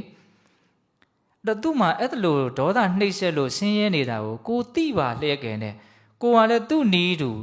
ဒီဒေါသကြီးကိုကိုယ့်အတန်တာမှာဖြစ်တာကိုလက်ခံတယ်ဆိုလို့ရှိရင်ဟာကိုကပုံမိုက်ရရောက်သွားတာပေါ့သဘောပေါက်လားအဲ့ဒါသူ့မှာဒေါသကြောင့်ဆင်းရဲနေတာကိုတွေ့နေတယ်ကိုရှိတယ်ကိုဒီမှာတက်တေကြီးတွေ့နေတယ်အဲ့ဒါကိုကဟဲ့ငါတော့ဒီဒေါသရန်ကနေလွတ်အောင်ရှောင်မပဲလို့မစင်သားပါပဲနဲ့ကိုကလည်းပဲအဲ့ဒီဒေါသနှိပ်စက်တာကိုပဲထပ်ပြီးတော့မလုပ်လိုက်တော့ခံယူလိုက်တယ်ကိုရှိတဲ့အစိတ်တောက်လို့လူလိမ့်ပြီးတော့ဟာသေးနေတာဒါတွေ့ရတဲ့နဲ့အဲ့ဒီအစိတ်ကိုကသေမှန်းသိရတဲ့နဲ့မလုပ်တော့ထပ်တောက်အရင်တောက်တဲ့လူနဲ့နောက်တောက်တဲ့လူဘယ်သူကပိုမိုက်နောက်တောက်တဲ့လူကပိုမိုက်သေမှန်းသိရတဲ့နဲ့ तू ကတောက်ဟောအဲ့ဒီဥမာနဲ့ရှင်းကြည့်နော်ဒါကြောင့်ဒေါသထွက်တဲ့လူကိုပြန်ဒေါသထွက်တယ်ဆိုရင်နောက်ဒေါသထွက်တဲ့လူဟာရုပ်မာတယ်လို့ဘုရားအဲ့လိုဟောတာစိတ်ဥမာကြီးရှိတာကြီးကိုဆိုလိုတာတော့မဟုတ်ပါဘူး तू ပို့ဆိုးတယ်ပေါ့နော်အမှန်ဆိုရင် तू ဟာသင်္ကန်းသာယူသင့်တယ်ဆိုတဲ့အဓိပ္ပာယ်မျိုးဘုံဘွားတော့အဲ့လိုတွေးကြည့်တာဒါပေမဲ့ခက်တယ်သူများကိုယ်စိတ်တူလိုက်ပြီဆိုကိုကလည်းသူများကိုအော်တိုမက်ပြန်ပြီးတော့မလုပ်တော့တူတာပဲဒါပေမဲ့အဲ့ဒီအချိန်မှာမတူအောင်လုပ်ဖို့ဆိုတာလွယ်မလားမလွယ်ဘူးဒါကြောင့်မြတ်စွာဘုရား तू စိတ်တူလာတဲ့အချိန်မှာကိုစိတ်မတူအောင်မြန်နေနိုင်မယ်ဆိုရင်တော့အလွန်အောင်နိုင်ခဲ့တဲ့စစ်ပွဲကိုအောင်နိုင်တဲ့လူပဲတဲ့စစ်ကရှုံးတာများလားအောင်တာများလားရှုံးတာများနော်အမြဲတမ်းလိုရှုံးနေတာပဲဒီစစ်ပွဲကတော့သူဒေါသမဖြစ်ဘဲနဲ့ကိုနည်းနည်းလေးကိုမှန်တာလေးပြောရင်ကိုကဘာဖြစ်နေတော့စိတ်ကတိုးနေပြီနော်ဟုတ်လားဆက်ပြီးတော့မြတ်စွာဘုရားဟောတယ်ဥပိနမထံစရတိအတ္တနောသပရတ္တသပရံတံကုပိတံညတ္တဝယောတတောဥပတမတိဟောနော်ပရံတံကုပိတံညတ္တဝယောတတောဥပတမတိလူတယောက်စိတ်တိုးလာတာကိုမြင်တယ်မြင်တဲ့ခါကျကြည်စမ်းစိတ်တိုးတော့ तू ဆင်းရဲနေပြီငါတော့စိတ်မတိုးအောင်တတိထားမှဖြစ်တော့မယ်သူဒုက္ခရောက်နေကြည့်ပြီးတော့ကိုယ်လည်းဒုက္ခမရောက်အောင်ဘာလုပ်တော့တတိထားပါနော်ပရံတံကုပိတံညတ္တဝသူများစိတ်တူတာကိုသိပြီးတော့ယောတတောဥပတမတိတတိနဲ့ကိုငြိမ်သက်အောင်ငြိမ်အေးအောင်လုပ်နေဟုတ်လားအာတိခန္ဓာကိုပြောတာနော်အဲ့လိုဆိုလို့ရှိရင်တဲ့အတ္တနောသပရတ္တသမိမိဤလောင်သူတစ်ပါးဤ၎င်းဥပိဏနှစ်ဦးစုံတို့ဤအထံအကျိုးစီးပွားကိုစရတိကျင့်သုံးသည်မြည်ဤဟောသူများစိတ်တူတာကိုမတူဘဲနဲ့ကိုတတိလေးထားပြီးတော့ငြိမ်အေးအောင်နေလိုက်တဲ့လူဟာကိုယ့်အတွက်ရောသူ့အတွက်ရောအကျိုးရှိအောင်ကျင့်သုံးရရောက်တယ်တဲ့ဘလောက်ကောင်းတဲ့ဒေသနာလဲစဉ်းစားကြည့်ဟုတ်လားသူများစိတ်တူတာကိုပြန်ပြီးတော့မတူဘဲနဲ့ငြိမ်းအေးအောင်နေတဲ့သူလူဟာကိုယ့်အတွက်ရောသူ့အတွက်ရောအကျိုးရှိအောင်ကျင့်ရရောက်တယ်ဟုတ်တယ်သူစိတ်တူလို့ကိုပြန်စိတ်တူမယ်ဆိုရင်ကိုစိတ်တူလဲသူကပြန်ပြီးတော့တူပြီးတော့ဒေါသဒ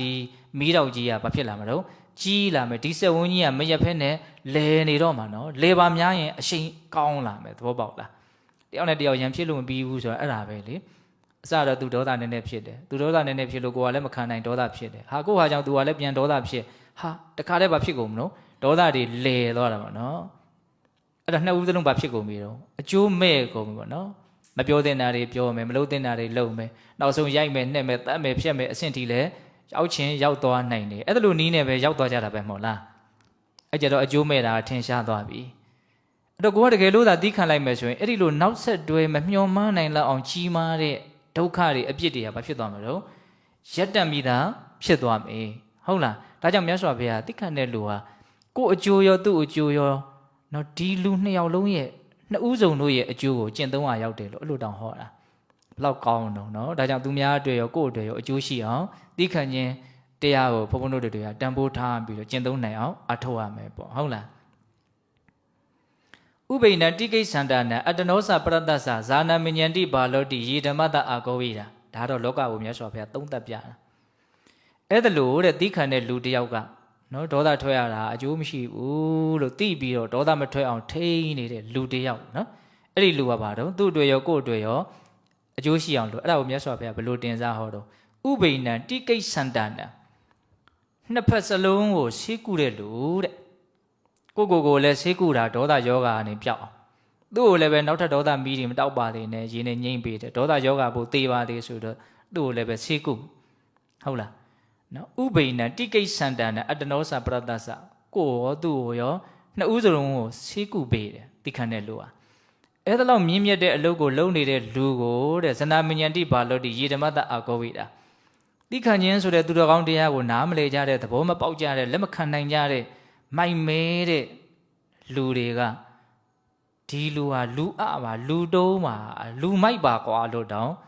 ထင်ကြတယ်ပြောရတယ်တဲ့ကဲလောကဒီတိုင်းဖြစ်နေတာနော်တိခတ်တဲ့လူကိုတောင်ဘာလုပ်တယ်လို့ဘယ်လိုပြောတော့မိုက်မဲတဲ့လူအားတဲ့လူ နော်လှုပ်တဲ့လှုပ်လိုက်တာကိုမလှုပ်တဲ့လူအရာရာသိခံတဲ့လူဘယ်ဖြစ်မဲ့တော့ဆိုတဲ့အမြင်ဆိုတာအဲ့ဒီတဲ့အကျုံးဝင်နေတာပဲသူတော်ကောင်းတရားကိုမသိလို့တဲ့ပြောရရင်သိခံခြင်းကိုအပြစ်မြင်နေကြတဲ့လူတွေအများကြီးရှိရနော်ကျင့်သုံးဖို့မပြောနဲ့နားလည်ဖို့ကိုမလွယ်တာပေါ့ဟုတ်လားနားလည်ဖို့မလွယ်တော့ကျင့်သုံးဖို့ဘယ်လိုမှမဖြစ်နိုင်ဘူးအဲ့တော့သူဘာဖြစ်တုံဆိုတော့ तू မကျင့်သုံးနိုင်တာမကျင့်သုံးနိုင်တာတွေမဟုတ်တော့ပါပဲနဲ့ကျင့်သုံးနေတဲ့လူတွေကိုတောင်လူအားလို့ထင်ပြီးတော့အဓိပ္ပာယ်မရှိတာတွေလုံနေတဲ့လူလို့တောင်ထပ်ပြီးတော့ထင်တယ်အမှားတွေကဆက်ပြီးတော့ဘာဖြစ်သွားတာတော့ဖြစ်သွားတာသဘောပေါက်ရဲ့လားနော်ကိုမကျင့်သုံးရုံနဲ့မကဘူးကျင့်သုံးတဲ့လူကိုဘာအသုံးမကျဘူးလို့ထင်သွားတော့တာပေါ့ဟုတ်လားဒါကိုမြတ်စွာဘုရားဟောတာနော်တိခံခြင်းဖြင့်နှစ်ဖက်သားကိုရှေးကုနေတဲ့လူကိုပဲသူတော်ကောင်းတရားနားမလဲတဲ့လူတွေကလူအတွေလူမိုက်တွေလို့ထင်နေကြတာတဲ့ဟုတ်လားအဲ့ဒါတူပြောရရင်အဲ့ဒီတကာမြတ်စွာဘုရားကိုလာဆဲတဲ့ကနော်အကျွတ်တရားရတယ်ဟုတ်လားအဲ့တော့ဒီဒေသနာလေးရလည်းပဲမှတ်သားစရာအများကြီးကောင်းတယ်ပေါ့နော်ပစ္စည်းလာပြီးတော့နော်ကိုတဲတယ်ကိုမစားဘူးဆိုရင်သူ့ဟာပဲဖြစ်မယ်ဒါလူတိုင်းကြားဘူးတဲ့အကြောင်းအရာလေးမှတ်သားစရာလည်းအလွန်ကောင်းပါတယ်ဟုတ်လားဒါကြောင့်စိတ်တူစရာတွေကိုမယူမိဖို့အရေးကြီးတယ်ပေါ့ဟုတ်လားဒါသိခံခြင်းတရားနဲ့ပတ်သက်ပြီးတော့ဘုံဘုံတို့မြတ်စွာဘုရားရဲ့အမြင်တွေကိုပြောပြတာနော်ကြားထဲမှာဘုံဘုံကဗာလေးပြောဖို့စီစဉ်ထားတော့ဆိုတော့နော်ရွှေချင်းစတော်ကြီးရဲ့အဆုံးမှရှိတယ်အဲ့ဒါခန္တီတံဝရကထာမှာအများကြီးရေးတာရှိတယ်တစ်ပင်ကြီးတပင်ကိုလှဲမယ်ဆိုလို့ရှိရင်အဲ့ဒီတစ်ပင်ကြီးကမလဲမချင်းသူ့ကိုလှဲတဲ့လူကိုပဲအရေးနဲ့အေးမြစေတယ်ဘလောက်ကောင်းတဲ့ဥမာတွေတော့နောက်သူတော်ကောင်းတို့ရဲ့သဘောထားဆိုတာအဲ့ဒီတစ်ပင်ကြီးနဲ့တူတယ်လို့ပြောချင်တာနော်နန္တာတုံများဟာမီးရှို့ပြီးဆိုရင်သူပြာကျမသွားမချင်းသူ့ကိုမီးရှို့တဲ့လူကိုအနံ့ဖြင့်မှုေးစေတယ်ဒါသူပြောရတဲ့စကားလေးတွေဟုတ်လားပရမများကြောင်များသူ့ကိုသွေးတဲ့လူကိုပဲသူကုံမသွားမချင်းနော်သူ့ရဲ့အယောင်အဆင်းလေးနဲ့စိတ်ကိုကြည်နူးစေတယ်ပေါ့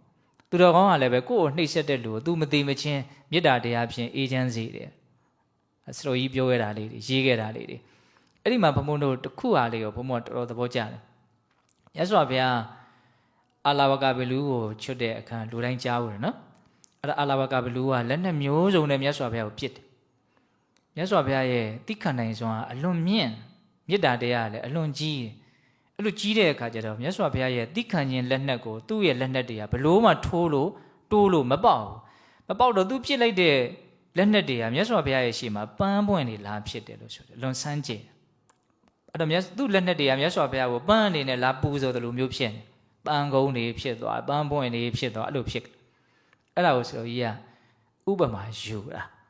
ာနော်အာလဝကရဲ့လက်နက်တွေဟာမြတ်စွာဘုရားရဲ့ရှေ့မှာပန်းတွေဖြစ်သွားတယ်မြတ်စွာဘုရားကိုပူဇော်ကြတဲ့နော်ဝတ္ထုပစ္စည်းလေးတွေဖြစ်သွားတယ်ပေါ့နော်အဲ့ဒီဥမာလိုပဲတဲ့မကောင်းတဲ့လူတွေကကိုယ်နော်လာပြီးတော့စောကမောကပြောတာတွေဒုက္ခပေးကြတာတွေအဲ့ဒါတွေကိုကိုယ်ကမြန်သီးခံလိုက်မယ်ဆိုရင်အဲ့ဒါဟာကိုယ့်အတွက်သူတော်ကောင်းဂုံဆိုတဲ့အလှရှင်ပြီးသားဖြစ်သွားတယ်တဲ့။ဂိုင်ဘလောက်ကောင်းတဲ့အတွေ့တော့နော်အစင်မပြေတာကိုကိုယ်ကသီးမခံနိုင်ဘူးဆိုရင်အဲ့ဒီသူတော်ကောင်းဂုံအလှပြက်သွားတယ်နော်ကိုယ်ကစိတ်တူသွားပြီဆိုရင်တော့အဲ့ဒါကိုယ်ကအယုတ်ဆိုးသွားပြီပေါ့နော်တကယ်လို့ကိုယ်ကစိတ်မတူဘူးဆိုလို့ရှိရင်တော့ဒါကသူ့ရဲ့စော်ကားတဲ့အချက်ကကိုပဲကိုယ်အလှဆင်ပေးတယ်လို့မျိုးဖြစ်သွားတယ်အာလဝကရဲ့လက်နက်ကပဲသီးခံနိုင်တဲ့မြတ်စွာဘုရားအတွက်တော့ဘာဖြစ်သွားတော့ပန်းနေဖြစ်သွားတယ်အဲ့ဒါကိုဆိုလို့ကြီးကရေးတာနော်ယထာလဝကယက္ခေနဝိသေဇံအာယုဒံခလုတတ္ထုမုခေမာလာဇာတံတတ္ထုမန္တေဟိသောဗနံနော်တထာလောကေအတန္တေဟိဒုက္ခေဟိသစ္စိတာယုခတန္တဝဏံဝဒ္ဓပေတံတန္တိမန္တေဟိသောဗနံတဲ့ဒီကထာလေးတွေကြတော့ဘုန်းဘုန်းတို့မရဘူးနော်အရာကြက်ထားရင်ကောင်းမှာဟုတ်လား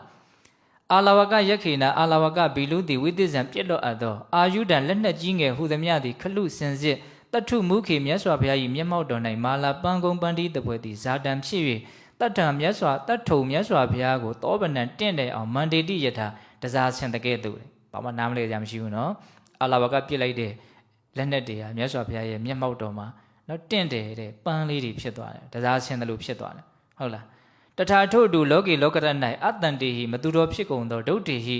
နော်လူညစ်လူဆိုးတို့သည်တစ္ဆိတံပြစ်လွတ်အပ်သောအာယုဒံပြစ်တင်ကဲ့ရဲ့အရွယ်အစားမကောင်းဆိုမည်အတီတီသောလက်နက်ဟုသမျှတို့သည်တန်တဝန္နံသူတော်ကောင်းတို့၏တီးခံခြင်းနူးညံ့သိမ်မွေ့ခြင်းအစရှိသောဂုဏ်ကျေးဇူးအပေါင်းကိုဝဋ္ဌပင်တံပွားစေသည်ဖြစ်၍တန်တေသူတော်ကောင်းတို့ကိုသောဗနံတင့်တယ်အောင်မန္တေတိတစားဆင်သည်မြည်လေ၏တဲ့သူတပည့်တွေကိုဆုံးမတာတရားကတီးခံနိုင်မယ်ဆိုရင် နော်သူယုံမာတို့ရဲ့ပြောဆိုလာတဲ့စောကားလာတဲ့အချက်တွေကကိုယ်ကိုတန်းစာဆင်ပေးတယ်လို့ဖြစ်သွားတယ်တဲ့အေဒင်ဤအဲ့ဒီအရာကိုတရံတော့အောက်မိတ်ကုန်သည်ဖြစ်၍မရှံငါဤတိတ်တာလူရှင်မဆိုထိုတပြည့်ကြီးငယ်ဟူသည်များတို့သည်ခန္တိမာခန္တိမန္တာတိခံခြင်းကုန်နဲ့ပြည့်စုံကြကုန်သည်ဖြစ်၍ကုရဏအမျက်ထွက်ကုန်သောသူတို့ဤတန်တိတာယုခံလွှတ်လိုက်သောလက်နက်ဟူသည်များကိုမာလာကုဏပန်းကုန်းတပွဲကိုနော်ဇနာပင်တို့ဖြစ်စေနိုင်ကုန်သည်ဖြစ်၍နော်တတ်ထံမိမိကိုသောပနံတင့်တယ်အောင်မန္တင်တုတန်းစာဆင်နိုင်ကြပါစေကုန်တည်းတဲ့နော်သူများကိုနော်စော်ကားမော်ကပြောလာပြီးရှိုးလာပြီးဆိုလို့ရှိရင်နော်တိခံခြင်းအပြင်ကိုလှပအောင်တန်းစာဆင်နိုင်ပါစေလို့ပြောတာအဲ့တော့ဒီအဆုံးအမလေးကလည်းပဲအလွန်တိခံခြင်းတရားနဲ့ပတ်သက်ပြီးတော့ပြောစရာကောင်းတယ်ပေါ့ဟုတ်လားနောက်ပြီးတော့ဘုန်းဘုန်းတို့ဒီကနေ့ညဏီကုန်းပိုင်းအနေနဲ့ဗာပြောခြင်းအောင်ဆိုတော့ဟိုတုန်းကနော်ရန်သူအကြိုက်လိုက်ကြမှာလားဆိုပြီးတော့ဘုန်းဘုန်းတို့တရားကောင်းစဉ်လေးတက်ပြီးတော့ဒေါသနဲ့ပတ်သက်ပြီးတော့ဟောထားတဲ့တရားတစ်ပုဒ်ရှိအဲ့ဒီတရားထဲမှာလည်းပဲဒီဇတ်တော်လေးကိုဘုန်းဘုန်းထည့်ပြီးတော့ပြောဦးတယ်အခုလည်းပဲဒါကိုပြောခြင်းစိတ်ရှိတယ်ပေါ့နော်ဘာလို့ပြောခြင်းစိတ်ရှိတုံးဆိုတော့ဒေါသရဲ့အပြစ်ကိုပြောထားတာဟာနော်ခန္တီတရားရှိအောင်ကြိုးပမ်းတဲ့နေရာမှာအများကြီးအထောက်အကူပြုတယ်ဆိုတာကိုစိတ်ထဲမှာသဘောပေါက်မိလို့ပေါ့နော်ဒေါသဟာဘလို့ဆိုးတယ်ဘလို့ဒုက္ခများတယ်နော်ဒါကိုဘုံဘုံတို့နားလည်ရင်နားတယ်တလို့ဒီဒေါသမဖြစ်အောင်ဒေါသနည်းအောင်ထိမ့်သိမ်းတဲ့ခန္တီတရားဟာနော်ဘလို့အရေးပါတယ်လဲဆိုတာကိုဘုံဘုံတို့တပြိုင်နက်တည်းသဘောပေါက်နိုင်တယ်ပေါ့ဟုတ်လားဒါကြောင့်ခန္တီဖြစ်အောင်ကြိုးစားတဲ့နေရာမှာဒေါသရဲ့အပြစ်ကိုစဉ်းစားဆင်ခြင်တတ်ဖို့ကလည်းပဲနော်အစိတ်အပိုင်းတစ်ခုအနေနဲ့အရေးပါတဲ့အနေအထားမှာရှိတယ်ဆိုတာကိုမြင်ရမယ်ဟုတ်လားအဲ့ဒါကြောင့်မလို့ဒေါသရဲ့အပြစ်တွေကိုပြောထားလို့ဒီဇတ်တော်လေးကိုဘုံဘုံပြောခြင်းဇတ်တော်လေးနာမည်ကဆူလာဘောဓိဇတ်တဲ့နော်ဆူလာဘောဓိဇတ်နောက်တစ်ခုသောဘဝတုန်းကဘုရားလောင်းကအလွန်ချမ်းသာတဲ့အမျိုးမှာလူသွားဖြစ်တယ်အဲဘောဓိကုမာရလို့မိဘတွေကနာမည်ပေးတယ်အဲ့ဒါအရွယ်ရောက်လာတဲ့အခါကျတော့မျိုးကောင်းသမီးလေးတယောက်နဲ့လက်ထပ်ပေးတယ်ဒါပေမဲ့ဒီဇတ်တော်မှာသူတို့ရဲ့ထူခြားချက်ကဘုရားလောင်းရောဘုရားလောင်းနဲ့အဲ့ဒီထိမ်းမြမင်္ဂလာပြုတဲ့အမျိုးသမီးလေးရောနှစ်ယောက်စလုံးကဗြဟ္မပြည်ကလာကြတာလို့ဆိုတယ်ဗြဟ္မာတွေဆိုတာကာမရာဂကင်းကွာကြတဲ့ပုံကိုယ်တွေတက်တန်းကလည်းအလွန်ရှည်တဲ့အတွက်ကြောင့်အဲ့ဒီကာမရာဂနော်အလေးအကျင့်နေရလူဘဝရောက်လာတဲ့ခါမှာအလွန်တရားကိုပဲမရှိသလောက်နေပါနေပါတယ်ပေါ့ဒါကြောင့်သူတို့ဟာမောင်လိုနှမလိုပဲစင်စင်ကြဲကြဲနေကြတယ်အဲ့ဒါအမေဖေးသေးသွားတဲ့အခါမှာဘုရားလောင်းကရှိသမျှစီးတွေနေကိုသူ့ရဲ့အမျိုးသမီးကိုအပ်တယ်ငါတော့ရသေးဝတ်တော့မယ်အဲ့လိုပြောတဲ့အခါကျတော့အဲ့ဒီအမျိုးသမီးလေးကလည်းပဲဒီပစ္စည်းတွေကိုသူလည်းမမောဘူးပေါ့နော်ဒါကြောင့်သူလည်းပဲလိုက်ပြီးတော့ရသေးဝတ်ပြရစီဆိုအဲ့ဒီမှာနှစ်ယောက်သားအတူတူတော်ထွက်ကြရသေးဝတ်ကြတာပေါ့အဲ့ဒီမှာဘုံဘုံထင်ပါတယ်ဖះလောင်းကဒီအမျိုးသမီးပါနေတဲ့အခါကျတော့လွတ်လွတ်ကျွတ်ကျွတ်သူတော်ကောင်းအကျင့်ကိုဇံရအောင်ကျင့်တဲ့အကျင့်ကိုသူထိထိရောက်ရောက်မကျင့်နိုင်ဘူးလို့ထင်တယ်ဒါကြောင့်သူဇံမရဘူးနော်အဲ့ဒါပေမဲ့လို့ဒီ50နှစ်လောက်နေတဲ့အခါကျတော့ခန္ဓာကိုယ်နော်အချင်တက်အငံတက်လိုတဲ့အတွက်ကြောင့်ဗာရာဏသီပြည်ကိုသူတို့ရောက်လာကြတယ်ရောက်လာကြပြီးတော့အဲ့ဒီဘုရင်ရဲ့ဥယျာဉ်ကြီးရဲ့အစွန်မှာနော်တစ်ပင်နေနားမှာသူတို့အဲ့ဒါလိုသတိချပြီးတော့နေကြတာပေါ့ဟုတ်လားအဲ့လိုနေကြရင်းနဲ့ဥယျာဉ်ထွက်လာတဲ့ရှင်ဘုရင်ကဒီယသိနှစ်ယောက်ကိုတွေ့တဲ့အခါမှာယသိမရဲ့ရုပ်ဆင်းအင်္ဂါကအလွန်တင့်တယ်တဲ့အတွက်ကြောင့်ဒီယသိမကိုသူကသိမ့်ပိုက်ခြင်းအဲ့ဒါနဲ့ဘုရားလောင်းဖြစ်တဲ့ယသိကိုမေးတယ်ဒီယသိမလေးကတင်းနဲ့ဘာတော်တာတော့အဲ့တော့ဘုရားလောင်းကလည်းအမှန်တိုင်းပြောတယ်ငါနဲ့ဘာမှတော့မတော်ဘူးဒါပေမဲ့လူဘဝတုန်းကတော့ဒါငါရဲ့ဇနီးမရပဲလို့ပြောတယ်အဲ့လိုပြောတဲ့ကြားပဲရှင်ဘုရင်ကအဲ့လိုဆိုရင်ဘာမှမတော်ဘူးဆိုရင်ဟုတ်ပြီဆိုပြီးတော့ဒီမင်းချင်းတွေနဲ့ဒီယသိမလေးကိုနန်းတော်ကိုပို့လိုက်ဆိုပြီးတော့ခေါ်သွားတယ်အဲ့တော့ယသိမလေးကငိုးယိုပြီးတော့လိုက်သွားတာပေါ့နော်အတင်းကျပ်ဆိုတာအဲ့ဒါဟိုရောက်တဲ့အခါကျတော့မိဖုရားမြောက်မယ်အစာရှိသဖြင့်သူ့ကိုနော်သွေးဆောင်ဖျားယောင်းတော်လည်းပဲစိတ်မပါအဲ့ဒါနဲ့သူဘုရင်ကလည်းစိတ်ပြက်ပြီးတော့ဒီယသိမလေးကိုအခန်းတစ်ခန်းထဲမှာလုံအောင်ပိတ်ထားပြီးတော့သူစဉ်းစားတယ်ဗာစဉ်းစားတော့ဆိုတော့ယသိတွေဆိုတာဂါထာမန္တရာတက်တွေဘာတွေဂန္ဓာရီတက်တွေတက်တယ်အဲ့တော့ငါ့ကိုမြန်ဒုက္ခရအောင်လုပ်ရင်တော့ခက်သားပဲဆိုပြီးတော့ဖះလောင်းဥယျာဉ်ထဲမှာကြံရတဲ့ဖះလောင်းရက်တွေဘာတွေမြန်မဟုတ်တာတွေမြန်လုပ်နေမလဲမသိဘူးဆိုတော့သွားကြည့်။ तू ကမဟုတ်တာလုပ်ထားတာဆိုတော့ तू များမဟုတ်တာလုပ်လိုက်မယ်လို့ तू ကလည်းထင်းနေတာပေါ့နော်။အဲ့ဒါနဲ့ဟိုရောက်တဲ့အခါကျတော့ဖះလောင်းကသင်္ကန်းချုပ်နေ။သင်္ကန်းချုပ်နေတဲ့အခါကျတော့ तू နောက်နားကနေသွားတာ။သွားပြီးတော့အဲ့ဒါဖះလောင်းကိုကြည့်တဲ့အခါကျတော့အော်တင့်ရဲ့အမျိုးသမီးကိုယူသွားတော့တင်ကငါ့ကိုမမြင်ဉဏ်ဆောင်းနေတာလားစိတ်တွေတိုးနေတာလားပေါ့အဲ့တော့ဘုရားလောင်းကစိတ်မတိုးပါဘူးပေါ့ အဲ့ဒီမှာဘုရားလုံးပြန်ပြောတဲ့စကားလေးတွေကအလွန်မှတ်သားစရာကောင်းတယ်ငါတန်တန်မှာဖြစ်တော့ဖြစ်တယ်ဒါပေမဲ့အပြင်မထွက်စေရဘူးနော်ဖြစ်တော့ဖြစ်တယ်အပြင်မထွက်စေရဘူးဒါဟုသူကအမြဲတမ်းပြောတယ်အဲ့ဒါကိုဘုရင်ကလည်းနားမလဲဘူးဖြစ်တော့ဖြစ်တယ်အပြင်မထွက်ဘူးဆိုတာကိုနားမလဲတော့မေးတဲ့အခါမှာငါဟာပုထုသင်တဘာဝမို့လို့နော်တင်ဒီလိုလှုပ်သွားတဲ့အခါမှာစိတ်တူမှုဆိုတဲ့ဒေါသဟာဖြစ်တယ်တဲ့ဒါပေမဲ့အဲ့ဒီဒေါသကိုအပြင်ကိုမထွက်စေရဘူးတဲ့နော်မြူမုံတွေစိုက်နေတယ်မြူတွေထနေတယ်ဖုံတွေထနေတယ်အဲ့ဒီအချိန်မှာမိုးကြီးဝုန်းဝုန်းနဲ့ရွာချလိုက်တဲ့အခါမှာတောက်လျှောက်ပဲစောစောကထနေတဲ့မြူတွေဟာရှင်းသွားတယ်လို့နော်ငါတန်တန်မှာဖြစ်လာတဲ့အမျက်ဒေါသဆိုတဲ့မြူမုံတွေကိုငါရဲ့တတိတံပစဉ်ဆိုတဲ့တတိတရားဉာဏ်ပညာတရားတွေနဲ့တခါတည်းငြိမ့်သွားအောင်လုပ်ပြမယ်ပေါ့နော်ထလာတဲ့မြူတွေကိုမိုးရေနဲ့ငြိမ့်လိုက်တယ်လို့မျိုးဖြစ်လာတဲ့ဒေါသတွေကိုတခဏချင်းသူဟာငြိမ်သက်သွားအောင်လုပ်မယ်ပေါ့ဒါဖြစ်တော့ဖြစ်တယ်မထွက်ဘူးဆိုတာဒေါသတော့ဖြစ်တယ်ဒါပေမဲ့ကာယကံဝစီကံနေနဲ့ဟုတ်လားပြင်မဲ့မှာဒီလူဒေါသဖြစ်နေတယ်လို့သိတာလောက်တဲ့အမူအရာမပြဘူးပေါ့ထိန်းထားတာကိုပြောတာအဲ့လိုပြောရင်လည်းအဲ့ဒီဘယင်ကိုဟောခဲ့တဲ့ဂါထာတွေပေါ့နော်နောက်ဆုံးအဲ့ဒီဂါထာတွေကိုနာယူပြီးတော့ဒီရသေးမလေးကိုသူ့ကိုပဲပြန်ပြီးတော့ဘယင်ကပြန်ပေးတာပါဒါပေမဲ့ဘုန်းဘုန်းတို့အတွက်အမျက်ထွက်တာကဘာလဲဆိုတော့ဘုရားလုံးပြောခဲ့တဲ့ဂါထာတွေပေါ့အလွန်ကောင်းတဲ့ဒေါသနဲ့ပတ်သက်ပြီးတော့ပြောတာသီခံဖို့ကြိုးစားတဲ့ပုံကိုယ်တွေကဒေါသရဲ့အဖြစ်ကိုလည်းဘာလို့တက်ဖို့လို့တော့မြင်တတ်ဖို့လိုမယ်ပေါ့အဲ့မှာဘာပြောတော့ယံမိကောတွေအကျင့်အမျက်တွေဇာတိဖြစ်လာလက်တွေရှိတော့နပတ္တိမိမိအကျိုးတရားအကျိုးကိုမမြင်ယံမိအကျင့်အမျက်တွေအဇာတိမဖြစ်တည်ရှိတော့တာတုကောင်းစွာပတ္တိမိမိအကျိုးတရားအကျိုးကိုမြင်၏ပါဠိလေးကသူကဖြစ်လို့ရှိရင်မမြင်ဘူးမဖြစ်ရင်မြင်တယ်လို့ပြောတာဒါပါတော့စကားလေးကအလွန်လှတယ်နော်ဖြစ်ရင်မမြင်ဘူးမဖြစ်ရင်မြင်တယ်အဲ့ဒါဒေါသကိုပြောတာဒေါသဖြစ်ရင်ဘာမမြင်တော့ဘူးလို့ပြောတာဒေါသမဖြစ်ရင်ဘာဖြစ်ဖြစ်မြင်တယ်လို့ပြောတာဘယ်လောက်ကောင်းတော့ဒါကိုပို့ပြီးတော့ဘုံဘုံတို့ရှင်းအောင်ပြောမယ်ဆိုတော့ဒေါသဖြစ်ပြီဆိုရင်ကန့်ပြီဒေါသမဖြစ်ဘူးဆိုမှမြင်မှာဒါကိုစပြောတာနော်ဒုမေဒဂောစရောပညာမရှိသောသူတို့၏ကျက်စားရာဖြစ်သောတောကောတော့ထိုအမျက်သည်မေငါအားဥပ္ပစီဖြစ်၏နောမုတ်ရှိငါကိုမှပြင်သို့မထွက်တယ်ဒေါသကိုသူကဘယ်လိုပြောတော့သုံးနှုံးတာလေးอ่ะနော်ဒုမေဒဂောစရောတဲ့ဉာဏ်နေတဲ့လူတွေရဲ့ကျက်စားရာတဲ့နော်ဒေါသကိုဉာဏ်နေတဲ့လူရဲ့ကျက်စားရာလို့ပြောတာအလွန်ကောင်းတယ်စဉ်းစားစိတ်တူရင်းနဲ့အချိန်ကုန်နေတာအဲ့တော့စိတ်တူတရားတွေပဲစဉ်းစားနေတယ်မကျင်တဲ့ချက်တွေပဲစဉ်းစားရင်းနဲ့အချိန်ကုန်နေတာဘာလို့လဲတော့ကျက်စားနေတာစိတ်ကနွားတွေနွားစက်ချက်ထဲမှာကျက်စားနေတယ်ဟာတော့ကြဟိုပင်လေးစားလိုက်ဒီနားစားလိုက်သူဒီနားကိုဘယ်မှမထွက်ဘူးစက်ချက်ဆိုတာအဲ့ဒါပြောရနော်အဲ့လူမိုက်တွေရဲ့စက်ချက်ကဘာတော့အခုဒီဒေသနာရဒေါ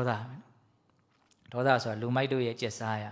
မကျင်တဲ့ချက်ပဲတွေးနေတာဘာလို့သူ့ကိုလူမိုက်လို့ပြောရတာတော့မကျင်တဲ့ချက်တွေးနေစိတ်တွေပူလောင်နေဘာအကျိုးမှမရှိဘူးအကျိုးမဲ့တွေနဲ့ပဲအချိန်ကုန်တယ်ဒေါသဖြစ်ရတာလောက်ရှုံးတာမရှိဘူးဟုတ်လားဒါကြောင့်မို့လို့နော်ဒုံမေဒဂောစရောတယ်လူမိုက်တို့ဤကျက်စားရဖြစ်သောတောကောတော့ထိုအမျက်ဒီမေငါဥပ္ပစီဖြစ်၏နောမုတ်ရှိမထွက်တယ်ဖြစ်တော့ဖြစ်တယ်ပြင်းမထွက်ဘူးတဲ့အနာဂံမဖြစ်လို့မပေရသေးလို့ဒေါသမဖြစ်ဘူးလို့တော့သူမပြောဘူးနော်ဒေါသတော့ဖြစ်တယ်ဒါပေမဲ့ဘာတော့မထွက်ဘူးတဲ့နော်ဒါပထမဂါထာလေးနော်သေချာမှတ်တာဟုတ်လားဖြစ်ရင်မမြင်ဘူးမဖြစ်ရင်မြင်တယ်လူမိုက်ရဲ့ကျက်စားရဖြစ်တဲ့အဲ့ဒီအမျက်ဟာငါတန်တန်မှာဖြစ်တယ်သို့တော့မထွက်ဘူးတဲ့ဟုတ်လားနောက်တစ်ခါထားဇာတေနဖြစ်သောယေနအကျင့်အမျက်ဒေါသဖြင့်ဒုက္ခမေတိနောကိုဆင်းရဲစိတ်ဆင်းရဲကိုအလိုရှိကုန်သောအမိတ္တယံသူတို့သည်နန္ဒန္တိနှစ်သက်ကုန်၏ဒေါသဖြစ်ပြီဆိုရင်ကိုယ့်ရဲ့ယံသူတွေကသဘောကျအဲ့တော့ဒေါသဖြစ်ပြီဆိုရင်ကိုကဒုက္ခရောက်တော့တာလေကိုဒုက္ခရောက်တာကိုချစ်တဲ့လူကဘယ်သဘောကျမှာတော့မုန်းတဲ့လူကသဘောကျတာပေါ့ယံသူကြိုက်လိုက်ကြမှာလားဆိုတာအဲ့ဒီဒေသနာလေးကိုအခြေခံပြီးတော့ဟောတာလေဟုတ်တယ်မဟုတ်လားရုပ်တွေပြက်သွားတာစီးပွားတွေပြက်သွားတာအကျိုးတွေမဲ့ကုန်တာဆက်ဆံရေးတွေပြက်ကုန်တာနောက်ဆုံးစင်ရဲသေးရဆင်းရဲရဲ့အပေလေငရဲရောက်တဲ့အထိဒေါသအကျိုးမဲ့တွေအများကြီးကိုဖြစ်စေတဲ့အဲ့ဒါလို့ဆိုရင်မုန်းတဲ့လူတွေကကိုယ်ရန်သူတွေကဘာဖြစ်ကုန်ပြီတော့သဘောကျကုန်ပြီဒါကိုပြောတာဒီမှာလဲအနှစ်ချုပ်ကလေးပြောတာဟုတ်လား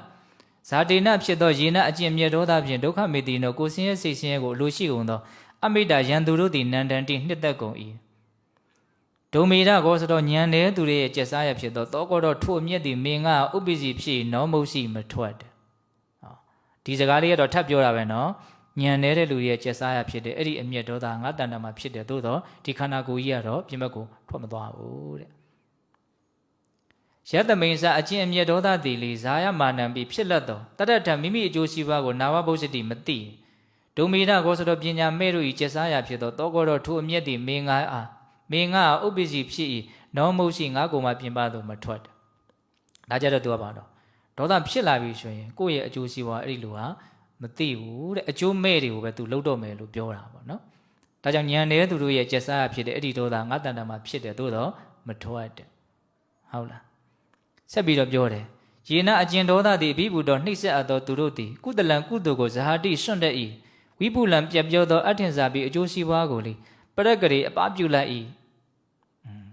ဒေါသနှိမ့်ဆက်ပြီဆိုလို့ရှိရင်တဲ့ကောင်းတာတွေအကုန်လုံးကိုစွန့်ပလိုက်တော့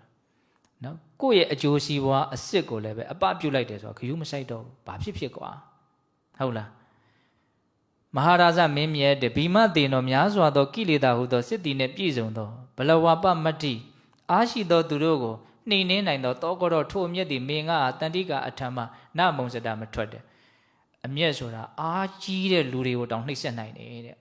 နော်ဘယ်လောက်ပဲအားရှိတယ်လို့ပဲပြောဒေါသနဲ့တွေ့လို့ရှိရင် तू ရှုံးတာပဲလို့ပြောတာသဘောပေါက်လားအဲ့ဒီလိုအမျက်မျိုးကငါတန်တန်မှာနော်ဖြစ်တော့ဖြစ်တယ်မထွက်ဘူးတဲ့ကထသမိန်မီးပုတ်ခုံကိုမတ္တမာနသမိန်နော်မီးပုတ်သည်ရှိသောပါဝကောနာမမီးမြည်သည်ဇာယတိဖြစ်၏တောကိနိထိုမီးသည်ယတမအချင်းပုတ်ခုံမှာဇာယတိဖြစ်၏တမေဝကထံထိုမီးဖြစ်ရာပုတ်ခုံကိုပဲလင်ဒဟတိလောင်၏ခြေတုံးကမီးရခြင်းနဲ့ဆိုရင်မီးပုတ်ခုံနဲ့ပုတ်ကြအမာတက်သားလေးပေါ်မှာဆုံလေးထွင်းပြီးတော့အဲ့ဒီမှာဝါးလေးတွေကိုနှုတ်နေအောင်တတ်ပြီးတော့နော်တလက်အမာနဲ့ပုတ်ပါများတော့ပူပြီးတော့မီးထွက်တယ်အဲ့ဒီမီးပုတ်ခုံကဖြစ်လာတဲ့မီးကိုတည်တည်ချာချာကြည့်ရောအဲ့ဒီမီးဟာဘယ်သူ့ကိုအရင်လောင်တာတုံးဆိုတော့အဲ့ဒီမီးပုတ်ခုံကိုအရင်လောင်တာ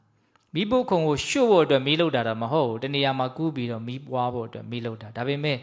မီးဟာမီးဖြစ်ရာဌာနကိုအရင်လောင်လို့ဒေါသဖြစ်ပြီးဆိုရင်ကို့အရင်ပူတယ်သူများအကျိုးမဲ့ကနောက်မှလှုပ်လောလောဆယ်ကို့ကိုအရင်ပူတာဆိုဒီဥမာအလွန်ကောင်းတယ်ဟုတ်လားဧဝံဤတုမန္တတပညာမရှိသောဘာလတ္တမိုက်မဲသောအဝိဇ္ဇာနတော့အကျိုးစီးပွားကိုမသိသောပောတတ္တတတ္တဝါအားတာရံပါနင်လားငါလားစသည်အဖြစ်လွန်စွာပြုတဲ့သောလက္ခဏာရှိသောကောတော့အမျက်သည်ဇာယတိဖြစ်၏တောပြီထိုအမျက်ထွက်သောသူသည်လေတေနေဝထိုမိမိအမျက်ဖြင့်သာလျှင်ဒရှတိပူလောင်၏တဲ့နော်ဒေါသထွက်တဲ့လူကလည်းကိုယ်ပဲအရင်လောင်ရတယ်လို့ပြောတာဟုတ်လားတိနကထသမိန်မျက်6တစ်6ရှိရာရ၌အဂိလောင်သောမိသည်ဝရတိဤဝပွားလေပြီးတကဲ့သို့ယတအချင်းပညာနေသောသူအားကောတော့အမျက်သည်ပဝတ္တိပွား၏တတ္တထိုအမျက်ဒေါသပွားသောသူဟာကာလပက္ခေလာကွယ်ပက္ခ၌စန္တိမာဤဝလာကဲ့သို့ယတောစည်းသိမ်ချမ်းသာတို့သည်ဟိန်ယတိတရွေ့၍ဆုပ်ယုပ်၏တဲ့အဓိပ္ပာယ်ပါပြောတော့မျက်6တွေတေးရွက်6တွေရှိတဲ့နေရာမှာကြတဲ့မီးဘွားဟာတခဏချင်းပဲဝုန်းဝုန်းဆိုလောင်ပြစ်တယ်မဆောင်အောင်နော်6နေတာဆိုတော့6လောင်တယ်အဲ့လိုပဲလူမိုက်တန်တန်မှာဖြစ်တဲ့ဒေါသခဏလေးနဲ့အကြီးဖြစ်လာတယ်တဲ့ကြောက်စရာကောင်းတာနော်ဒေါသဖြစ်လာပြီဆိုရင်ခဏလေးနဲ့ဝုန်းဝုန်းဖြစ်ပြီဆိုအဲ့ဒါဒီလူတော့တော်တော်မိုက်နေပြီဆိုတာနားလဲရမယ်အဲ့ဒါကိုလည်းတစ်ခါလေးဖြစ်တတ်တယ်နော်ဒေါသတွေဘာမှမပဲနဲ့ဝုန်းဝုန်းဖြစ်တတ်တာဟုတ်လားအဲ့လိုဆိုအဲ့ဒီအချိန်မှာကိုဘာဖြစ်တော့လူမိုက်ပေါ့နော်အဲ့လိုဒေါသဟာမျက်6မှာကြတဲ့မီးပွားလို့မြန်မြန်ကြီးတောက်လောင်မယ်ဆိုလို့ရှိရင်နော်လားခွယ်ပက္ခမှာထွက်တဲ့လာတဲ့နော်လာပြီးကျော်1ရက်လာပြီးကျော်2ရက်တဖြည်းဖြည်းနဲ့လားခွယ်နေရောက်တော့လာမရှိတော့တဖြည်းဖြည်းနဲ့ဆုတ်သွားတာပေါ့နော်ဘာတွေဆုတ်သွားတာလဲကောင်းတာတွေအကုန်လုံးဆုတ်ယုတ်သွားတာလို့ခေါ်တာဟုတ်လားနောက်ဆုံးကဒါလေးကဘာပြောတော့အနေတော်မီးစာမရှိတော့ဒုမကေတုမီးလျံတိဥပတမတိဤဝငြိမ့်တဲ့ကဲ့သို့ယတအချင်းပညာရှိရာကောတော်အမျက်တိဥပတမတိငြိမ့်ဤတတထိုအမျက်ငြိမ့်သောသူဟာတုတ်ကပက်ခေလာဇန်ပက်ခ၌စန္ဒီမာဤဝလာကဲ့သို့ယတောအချံယံစည်းသိမ်ချမ်းသာတို့သည်အာပုရတိတဖြည်းဖြည်းပြည့်၏တဲ့မီးလောင်နေတယ်ဆိုကြပါစို့အဲ့ဒီအချိန်မှာလောင်စားကုန်သွားတယ်လောင်စားကုန်တာနဲ့ဒီမီးရမှာဖြစ်ပြီးတော့ငြိမ့်သွားဆက်လောင်စရာမရှိတော့ဟုတ်လားအဲ့လိုပဲပညာရှိတန်တန်မှာဖြစ်တဲ့အမျက်ဟာလည်းအစားတော့ဟုတ်ဆိုဖြစ်လိုက်တယ်ဒါပေမဲ့ခဏနေတာနဲ့ငြိမ့်သွားလောင်သားမရှိတဲ့နေရာမှာကြာတဲ့မီးပွားခဏလေးနဲ့ငြိမ့်သွားတယ်အဲ့လိုခဏလေးနဲ့ငြိမ့်တတ်နိုင်မယ်ဆိုရင်တော့လာဇန်ပခမှာထွက်တဲ့လလို့ကောင်းမြတ်တာတွေဟာတဖြည်းဖြည်းနဲ့တိုးလာမယ်တဲ့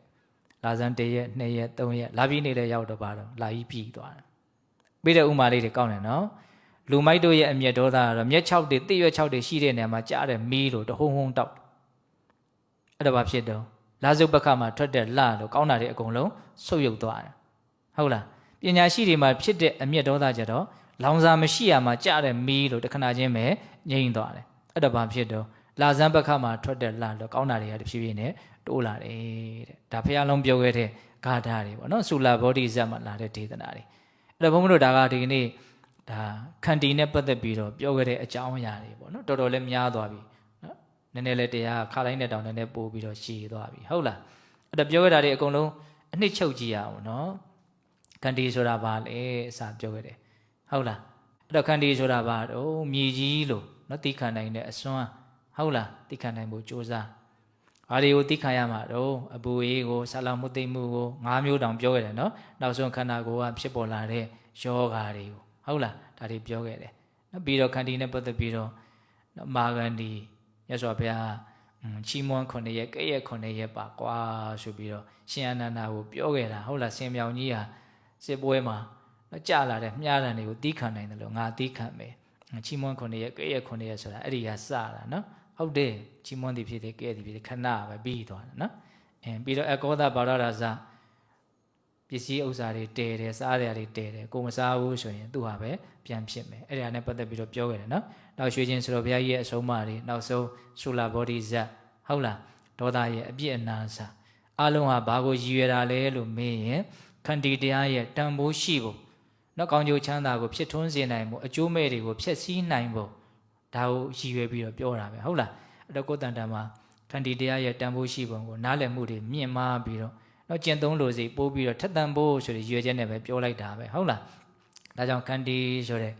အမျက်ဆုံးအကျင့်လို့မြတ်စွာဘုရားဟောထားတယ်ဒီသူတော်ကောင်းတရားနဲ့ပြည့်စုံအောင်ကျင့်သုံးနိုင်ကြပါသည်ပြည့်စုံအောင်ကျင့်သုံးနိုင်တဲ့ဖြင့်နော်မင်္ဂလာတရားနဲ့ပြည့်စုံကြတဲ့ပုဂ္ဂိုလ်တွေဖြစ်ကြပါစေလို့ဘုန်းဘုန်းတို့ဆန္ဒပြုပြီးတော့ဒီကနေ့ပြုလို့အထောက်အသောဒါနသီလသမာဓိပညာ